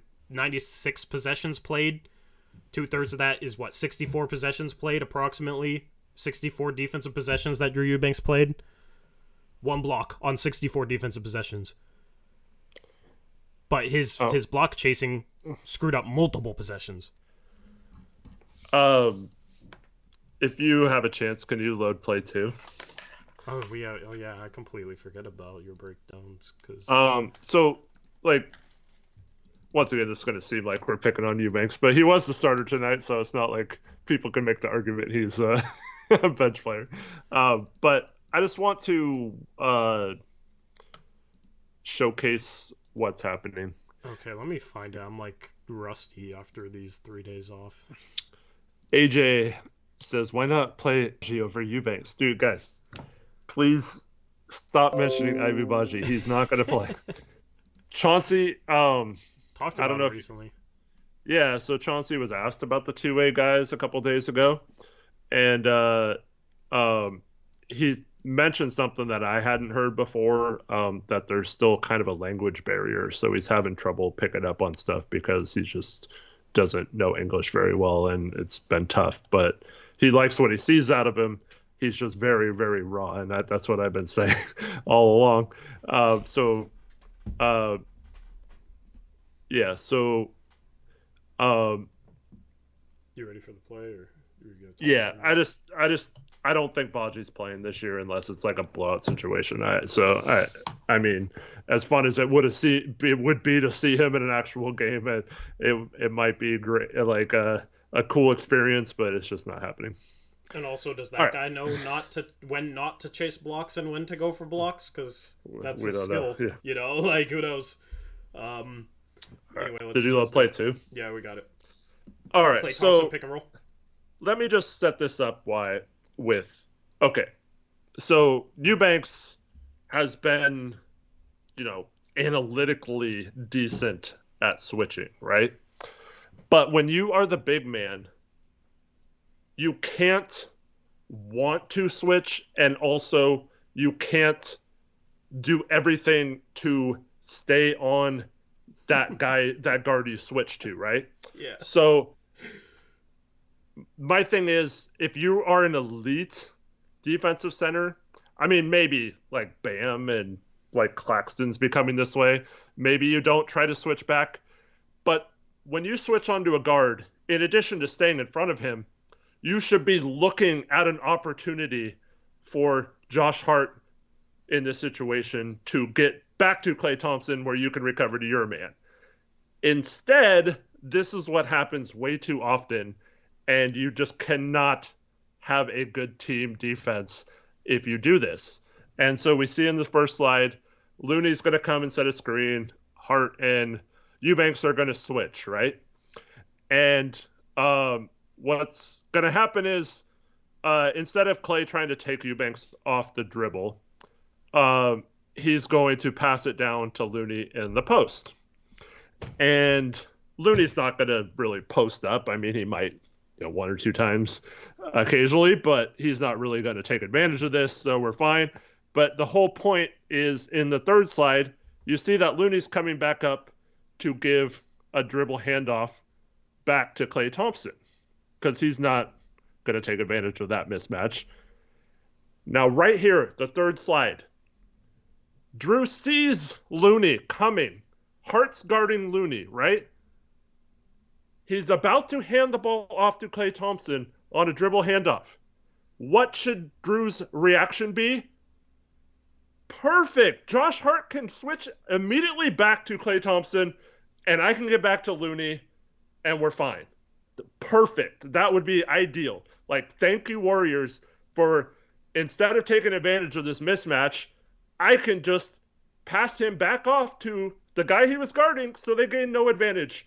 And I can do my job back in the paint if they drive and leave Josh Hart out to guard Klay Thompson on the perimeter. Instead, Eubanks actually jumps the pick. He jumps it to stay with him instead of passing him off to Josh Hart. Like, you can't make this up. Our starting center, is jumping a screen to stay with Klay Thompson so Josh Hart doesn't have to switch onto him. Like, that makes no sense. And if you go to the next slide real quick, it's just like a second later. So he fights through this screen. He should be leading this pick to Josh Hart. Now, maybe Klay Thompson comes back the other way, so maybe he has to come back and switch or hedge back the other way or whatever. But you shouldn't be jumping this and getting in front of him and blocking Josh from getting back to Klay. You should be thinking this whole time, I need to recover back to my man so Josh can get his man. That's how good team defensive works. And instead, he just jumps the pick and roll inexplicably, and all of a sudden they're right back to having the same mismatch, and Klay takes them off the dribble. They end up knocking the pass out of bounds here, but it's just it's such a simple thing. Like, Nurkic or any good center would hand Klay back to Hart in that situation if they can. And that's how good team defenses work. Not trying to jump the screen when you're a freaking center. Like, it makes no sense. Yeah. I mean, I wonder if he was so worried about Klay Thompson pulling this, he thought he had to get up to contest. But yeah, that's just bad. Hart, you should be thinking about Hart there. Like, Hart should be getting this contest, right? Yeah, absolutely. I remember cracking up at that possession because it was bad. Yeah. I understand. Like, if you're worried about him shooting, get up on his inside hip, on his right hip. Why are you getting up on his left hip when Josh Hart's up on his left hip and you're giving him this driving lane? It made no sense. So I understand if you kind of funnel him towards Josh Hart, and then you recover back to your big man. That's what a good big man would do. Funnel Klay Thompson towards Josh Hart, let Josh Hart guard him, recover back to your man, switch back. Instead, he, like, jumps towards Hart and gives him a driving lane. It's just stupid.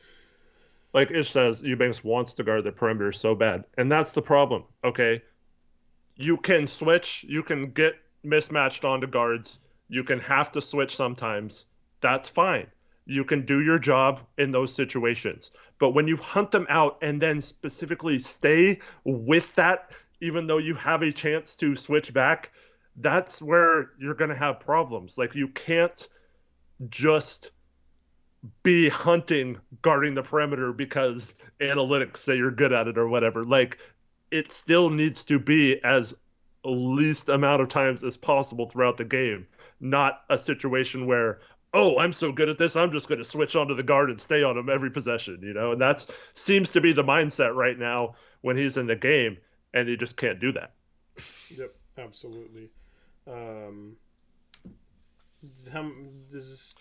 just have one other play that has 3 pictures. Okay, yeah, let's do that one right now. And so this is just an example of what I was talking about earlier with the zone defense. I mean, if you have the clipboard for after this, we can maybe show this a little better. But so a smart team like the Warriors, it's called overloading a side. So they have a guy in the corner that Josh Hart has to take, and then they have Klay and Draymond, all 3 of them, all on the same side. And now it looks like the spacing's terrible, right? But look at our defense. Dame is on the opposite side in the area he's supposed to be because it's a zone, but there's no one over there, so he's guarding no one. Eubanks is the help defender because he thinks that he needs to be there. Dame should probably be the help defender, and Eubanks should probably be more towards the middle, but he can't get a defensive 3 seconds. And this is why I hate the zone against good teams, because so Poole's just going to dribble down and, you know, suck Ant and Eubanks over, and he's just going to pass it off to Looney. And all Draymond has to do is take one step in, screen Grant, and so they make 2 passes and get a wide open shot. Just annihilate the zone. And also, wait, can I say this? Watch how. Yeah. Are you going to talk about Grant? Yeah. Bro, so, why is he going over? Why is he going over? If he goes under, he probably contests the shot. Right? But I mean, we know he's a terrible, but yeah. But yeah, look at the play. He goes completely around, and there's no way he can recover. Yeah. Why? Like, what? Just, we need him to take a geometry class or something. Because, like, you look at where Klay is, right? And you look at where the screen's coming from. Like, just run towards Klay. Why are you... that doesn't make sense. Like, I guess he thought Klay was gonna run off the screen, but what? Jeremy has too many moments like this, man, where it's just not... That's just terrible defense by Jeremy. But also, it's tough when you set up the floor like this and have shooters. You know, it's tough to deal with. But, like... Jeremy needs to be ready for the screen, though. Like, he needs to be paying attention to the 2 guys in his area, because he doesn't have any responsibility with the main pick and roll action. You already have 3 defenders over there. Yep. You already have 3 defenders there to take care of those 2 guys. So worry about what's in your area, and you're so asleep that you run through the screen like this. Mm-hmm. So that's all I got tonight. Just 2 little things and just breakdowns of defense that, unfortunately... You know, I mean, the defense was good at times tonight, but like these kind of mistakes just happen far too often for us to be back in that conversation of being a top half of the league defense. Yeah, I mean, our defense is better than people think. I don't know. I'll wait until you're back. I can hear you. So I've started to pay attention more to adjusted defensive rating. Reese has got me on that. I've been paying attention more to that than just regular defensive rating, because that takes into account strength of schedule and, like, how many tough offenses you have to face versus easy offenses to guard. So like our defensive rating going into tonight was 23rd, but our adjusted defensive rating was 18th. So it's like we are not that far off, and the defense is better than last year. It's not like any of our losses. I mean, there's been a couple, but we've been in almost every single game we've played. In the past, our defense has been so bad that we'll have games where we'll lose by 20, we'll lose by 30. Even games where we lose by 10 is worse than what we're having. Like, how many games lately have we lost because of just late game mishaps? We're close.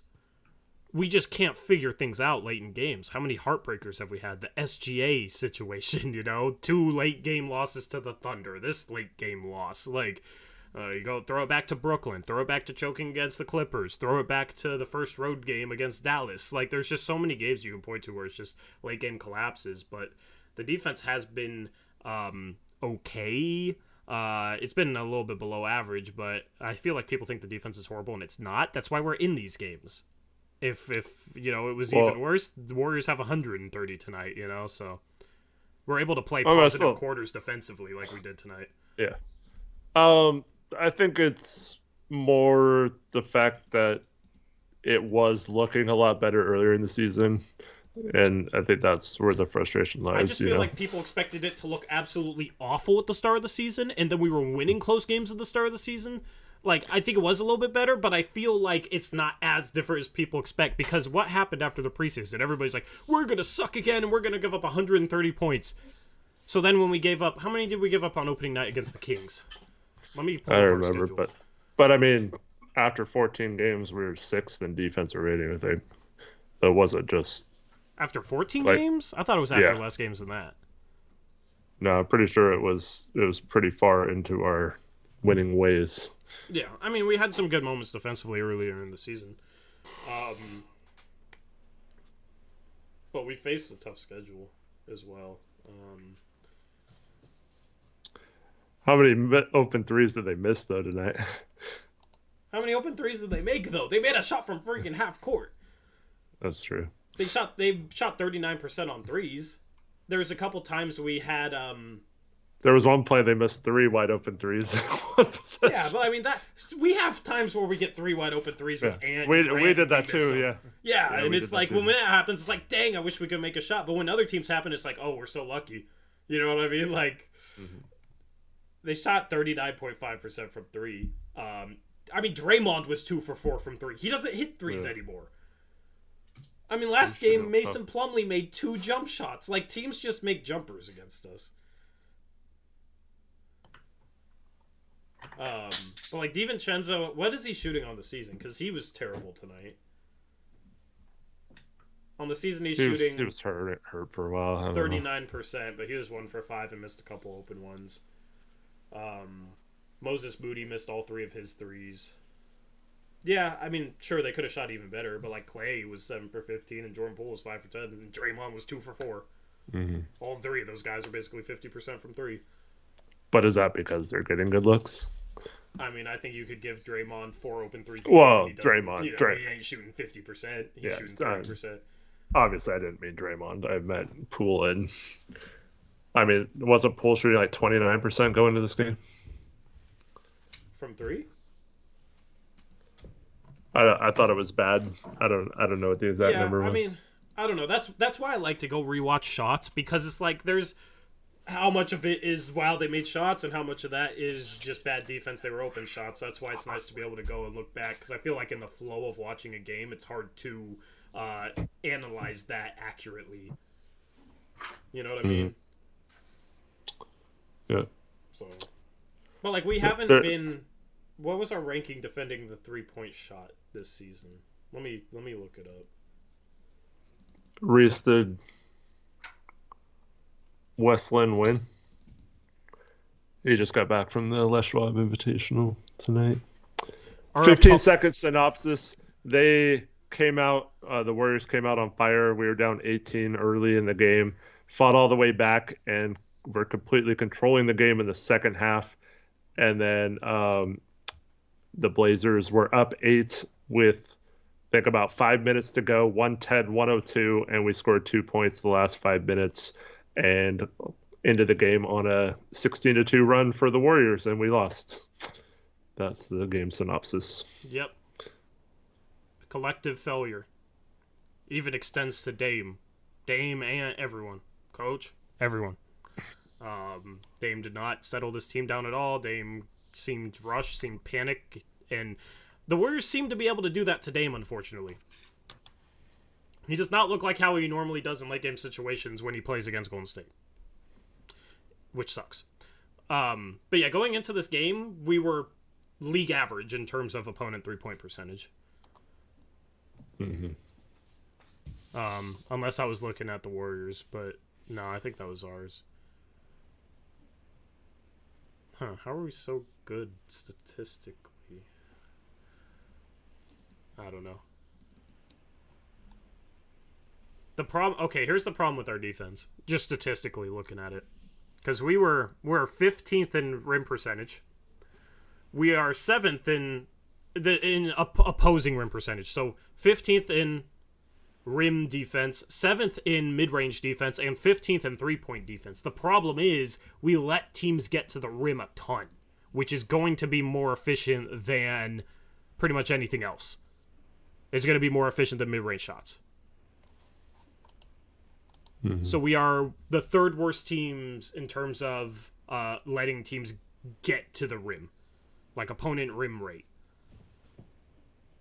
And that makes perfect sense when you don't got guys at the point of attack that can defend, that can stay in front of guys and can't get through a screen. Mm-hmm. So I will keep, as part of my game previews, I will showcase those stats and show the whoever the Blazers are playing against, whoever the preview's for, I will show the opposing team and stats for the opposing team in that regard. So that's what I'm drawing off of with this, was the preview I made earlier today that you guys should check out and let me know if I should add anything to it or change anything with it, because I'm trying to formulate how I want to do that. I could even throw these graphics up on a post-game show too. I'll have to figure that out in the future. So yeah, real quick, West Lynn, led by Jackson Shelstead, beat Sierra Canyon with Brawny last night, and then upset the number one team in the country for the championship today, Duncanville. The country? Duncanville. Duncanville. They're from Texas. Yeah. Who do they got?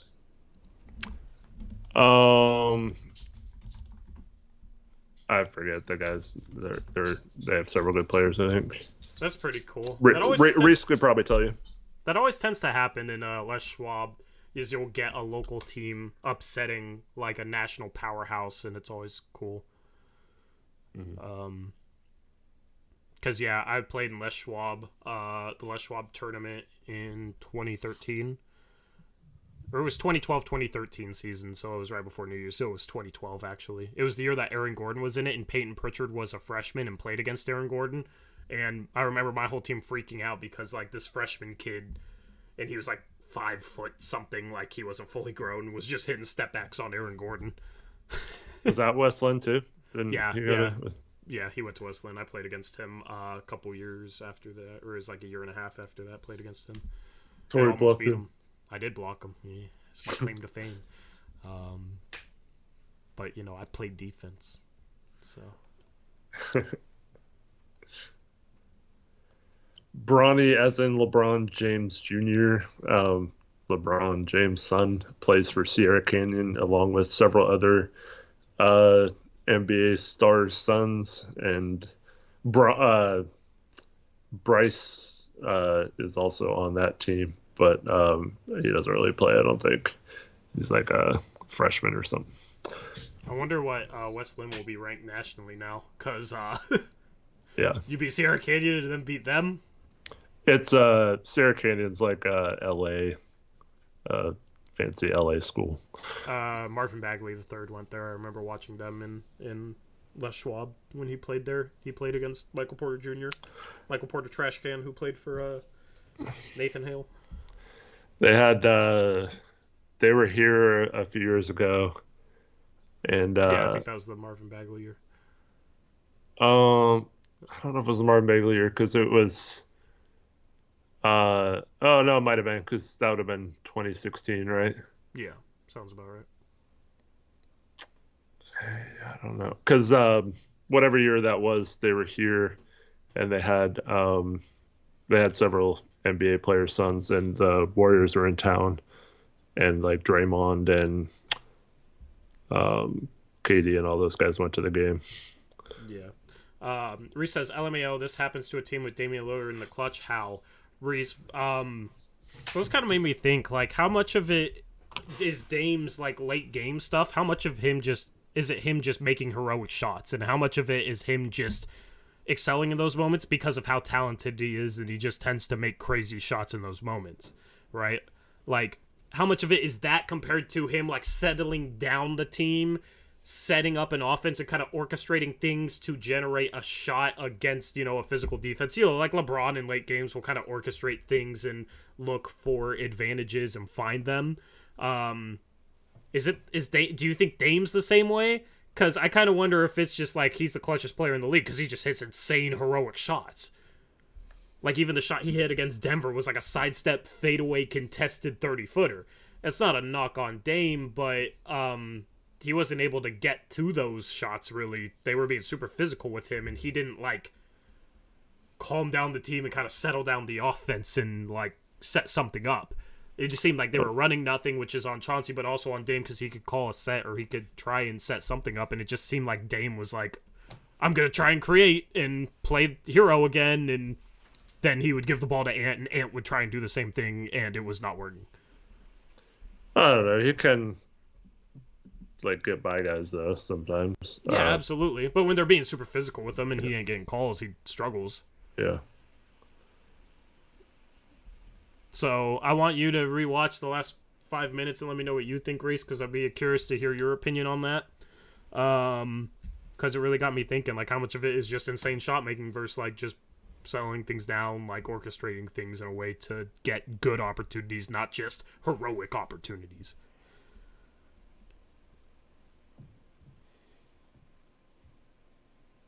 Daniel, yeah, you'll have a lot of fun listening to this stream, man. But yeah, no, the end of this game was bad. So anyway, next post-game show will be together, Eric. First post-game show we've ever done together, and it'll be live from a watch party venue. If you want last-minute tickets to that, check out the link in the description box below. It'll be for a Detroit game, so hopefully we won't be pissed off on said stream. Planned that for a reason, but it's in the Portland area, Northeast Portland. There's information with the tickets, but yeah, if you can make it, then you can watch a game with us, and then you can even watch a post-game show in person, which would be cool. So check out the watch party tickets. Booze obsessors. There is parking on the north side of the venue, across the street on the north side of the venue, and then also street parking around it. I'm not too worried because, like, a lot of people have said, "Oh, I'd go, but I'm going to the game," or "I'd go, but I'm working," or this or that. Unfortunately, so. I did a Twitter poll with like 160 votes, and 40% of people that voted in it said they would go if they could. And I was like, okay, that's 60 people. Okay, I should be able to expect, considering it was a very small sample, I should be able to expect like 60, 70 people. It's not going to be that many, but that's fine. I don't care. I'll just get to meet some of you guys. That's what I care about. And it'll be more intimate. Yeah, it'll be more intimate. So that's fine, but it'll be cool. It's got a big old projector and whatnot. So, looking at like 20, maybe 30 people max is what we're looking at, Bonnie. So depending on how many people buy tickets last minute. Ishfluent says Sadiq Bey buzzer beater. Blazers Uprise have a brawl at local venue. Well, since we do suspended Insight 3 streams. Yeah, we'll be live post game. Yeah, we're going to do the post game from there, hopefully. It all works out, and that'll be fun. And then, yeah, I guess we're going to try to figure out a way for people to come on and ask questions that are there, too. Right? Yeah, or something it might be as simple as they come up to the table. Yeah. And come behind the camera with us and get to see how beautiful our community looks on camera, Bunch of sweaty Blazer fans. Y'all better wear deodorant, alright? I'm just gonna say this now. Oh, you're gonna shower?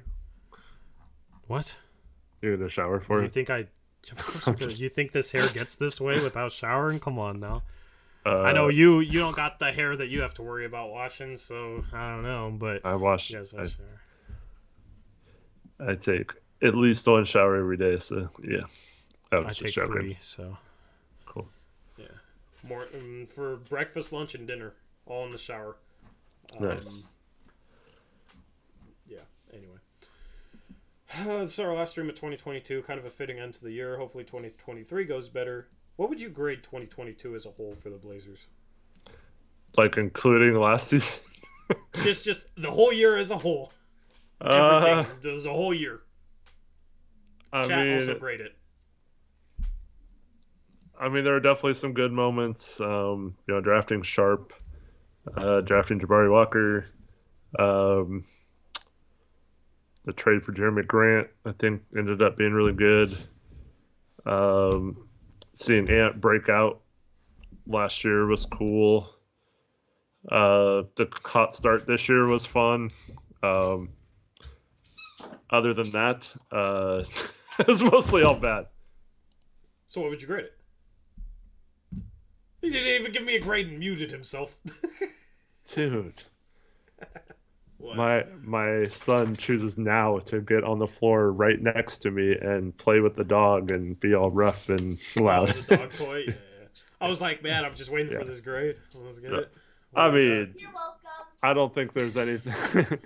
I don't think there's any way to grade most of it much higher than like a D plus C minus. You said D plus C minus? I mean, it just like last year was weighing the tanking weighted. The tanking was a success. It was a success, yes, but having to just like do these shows for several months. I mean, I said the tanking was successful, so it was worth it. Right. Sharp. So I was saying B minus to C plus because Steven asked me that on our podcast, and I think he was saying the same thing, B minus C plus. But it's interesting because I think D minus ish fluid is a little too much. Well, if we would have won a couple more games, we might have gotten the 4th pick, or I don't know. Yeah, but what, drafting Keegan Murray? Cool. I'm just joking. You know what I mean? But yeah, I mean, I'm happy with Sharp. Like, the offseason I said was good. The tanking was a success. The deadline sucked. This season has been okay. Like, that's like C plus to me. Just the frickin' Pelicans. Paul George getting COVID the day of the game and them winning that game. That alone means I can't give it more than a regular C. Yeah. I mean, that was brutal, man. And we called it happening like every Blazer fan knew that was going to happen the moment that we saw the protections of that trade. It was a mixed bag. Yeah, I mean, like, I would say C plus, but the highs and lows this year have been dramatic. Mm-hmm. That's how I'd phrase it. Like, more dramatic than the first 2 years we had the channel. Like, the Grant trade was awesome, and the start of the season was awesome. It was... it's been much more of a roller coaster in a way. For sure. Chat, do you agree? That's maybe that's why like half this freaking fan base, every time we struggle in a game, they think the game's absolutely over and the team is done for. Because there's people in the first quarter, Eric. It was funny because I didn't want to come out and say it, but I was like, in the first quarter when they were down 16, I was thinking like they're probably gonna figure out a way to come back and at least tie this game. I'm not tripping. Yeah. And there's people that are just like, this team is so cooked, I can't enjoy the team. This game is over, and it's just like, man, like the first sign of struggle. And it'd be one thing if it's just different people, but it's always the same people, and it's just like you guys, just oh my god, I can't like it make I don't know. It's too much. It's too much. So I don't know. Blazer fans are conditioned to just be on an extreme high or on a very low, I guess. Tell me about if I was Obviously a Pelicans fan. Don't blame us for your downfall. We good. Thanks for CJ. Well, I mean, I'm not blaming you guys. It's not your fault you ripped us off and we didn't protect that pick and the Pelicans still ended up with the eighth pick and we ended up with nothing other It, than a 2025. That wasn't your fault. it wasn't your fault Paul George got COVID, so yeah. Yeah. But that's the thing. I'm They just saying, started. like, it They sucked. made the Like, playoffs, Eric. They yeah. made the playoffs, and they started like 3-16 last year. Yeah. We're 18 and I 17. think they were like so. 1-11 or 1-12 Yeah. or something. Yeah. Just absolutely crazy. And they actually almost won in the first round. So I don't know. Like this West is so They're wide playing open. the Poverty Sons, though. That doesn't count. Yeah, but like every team in the West is poverty this year, right? Like we're honestly, if we're the 8th seed and we're playing the Pelicans as a 1 seed, I'm not scared. I'm not like I think we can win that series. I mean, we beat New Orleans, a healthy New Orleans team in New Orleans without Dame and without somebody else and without another starter. I forget who, and we beat them by like 10.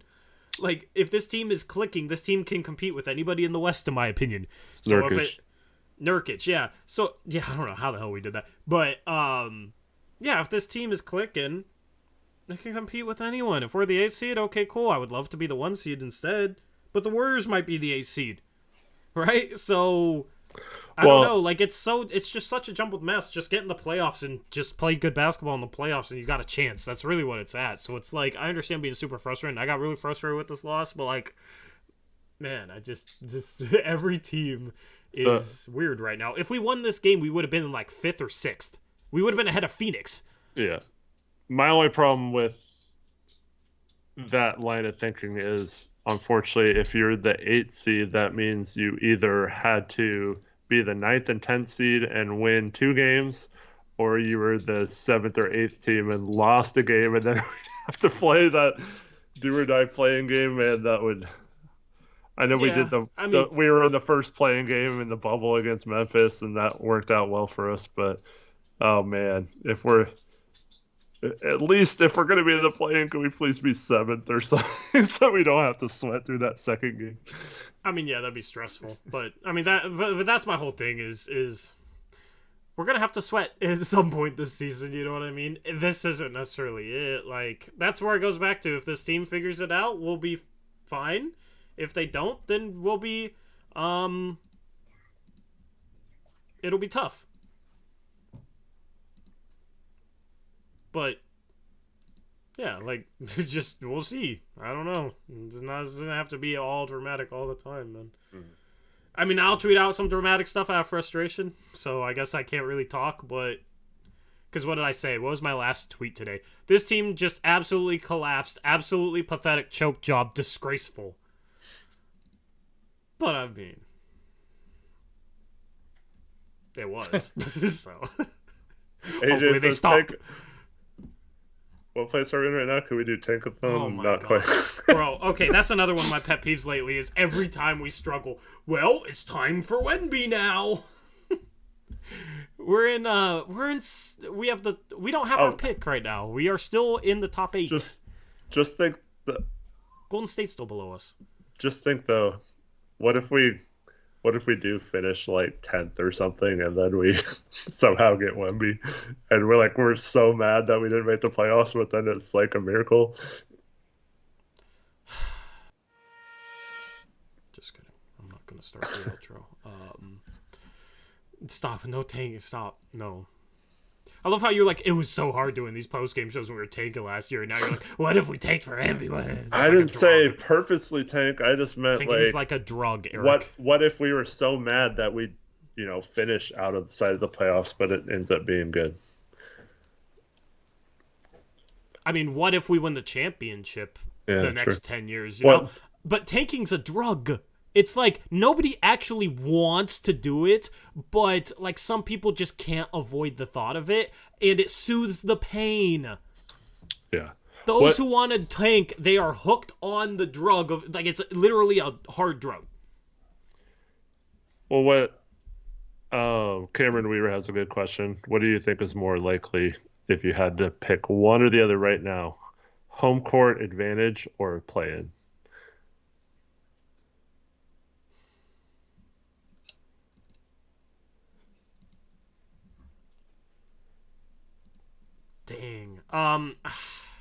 Playing.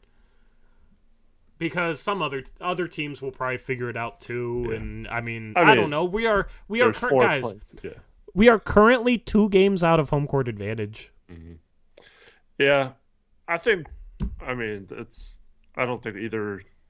Obviously, is out of the question, but with just how many teams there are all jumbled, I would probably say this about any team that's not currently in the home court top 4, is that they are most likely to be in the 7 through 10 than they are 1 through 4. You know what's crazy is we've only played 14 home games. We've played 21 road games. Mm. Yep. That's actually insane. Caleb I has think a good point that there are hopefully some changes by the deadline too that impact this. Yeah. Yeah. But we've played the fewest home games in the league. Mm-hmm. In the entire league.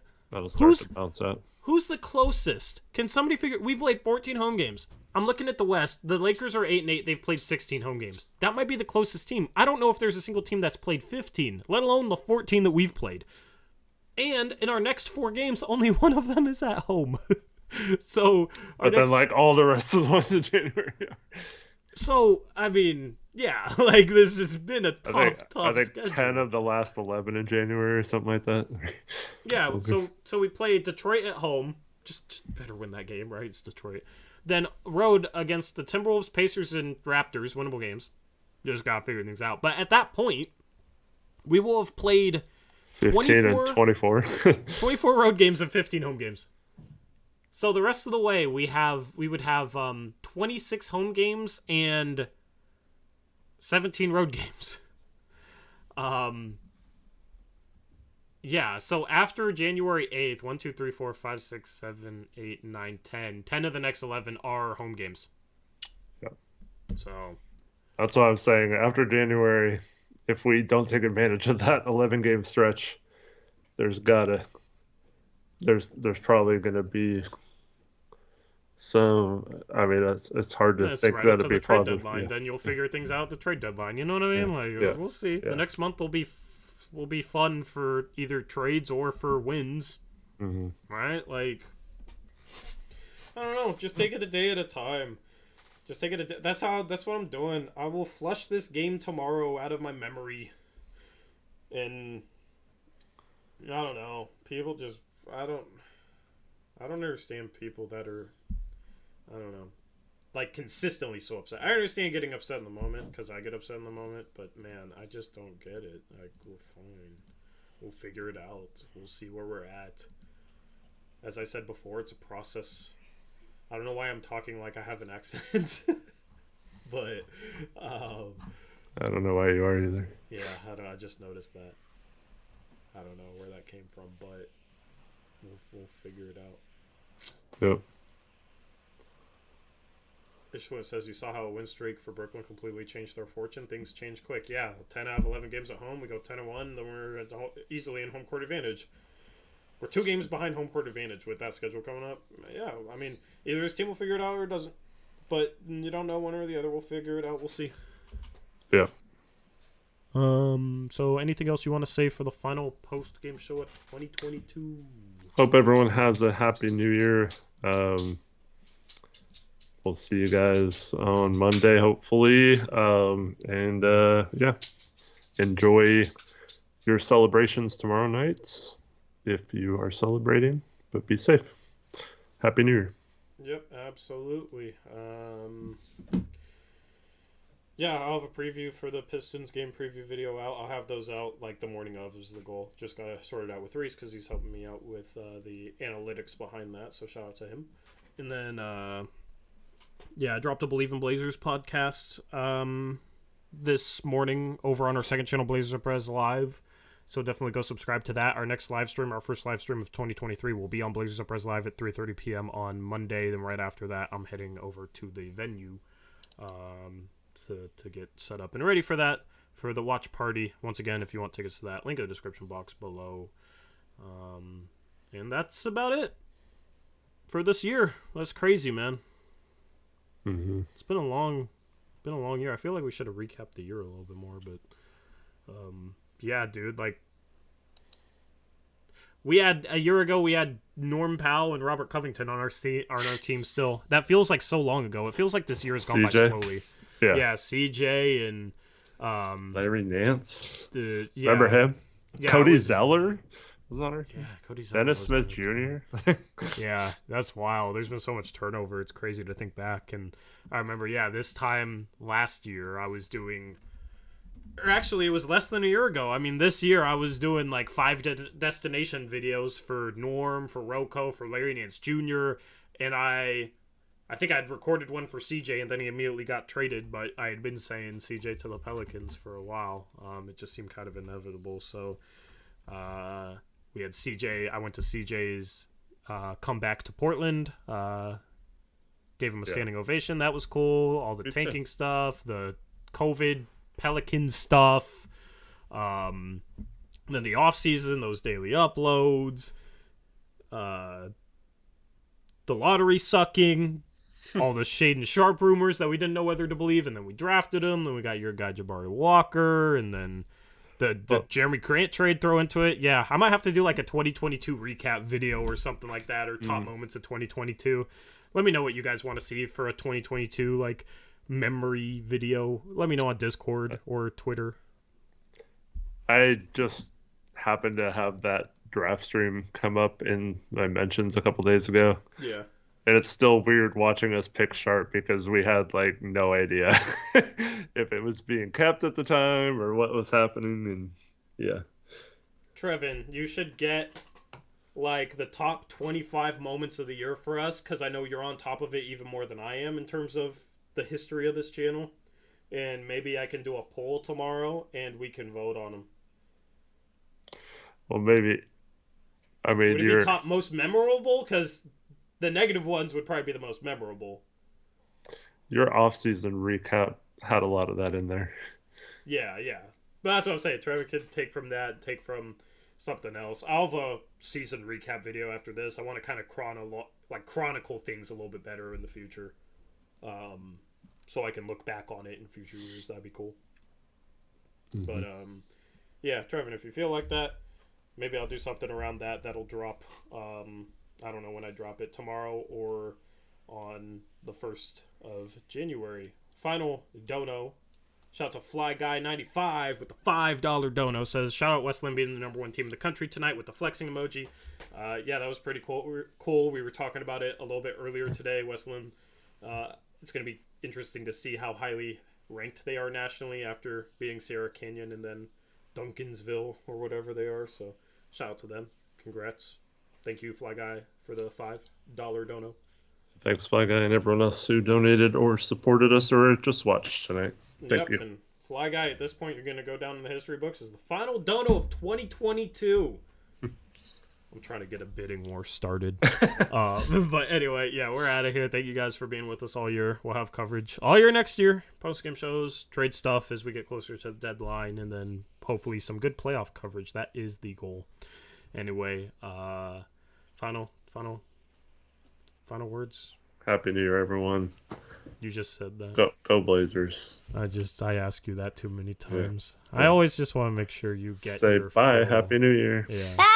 Happy New Year. Yeah. I hope you guys stay safe tomorrow night. If you're party animals, if you're not, you're more like me. But that's a wrap for 2022. Wrapped it up with the choke job. That sucks, but we'll see if 2023 can go a little better than this year went. We're out of here. We'll catch you on Monday with 2 streams and the watch party. Until then, as always, peace out. Go Blazers.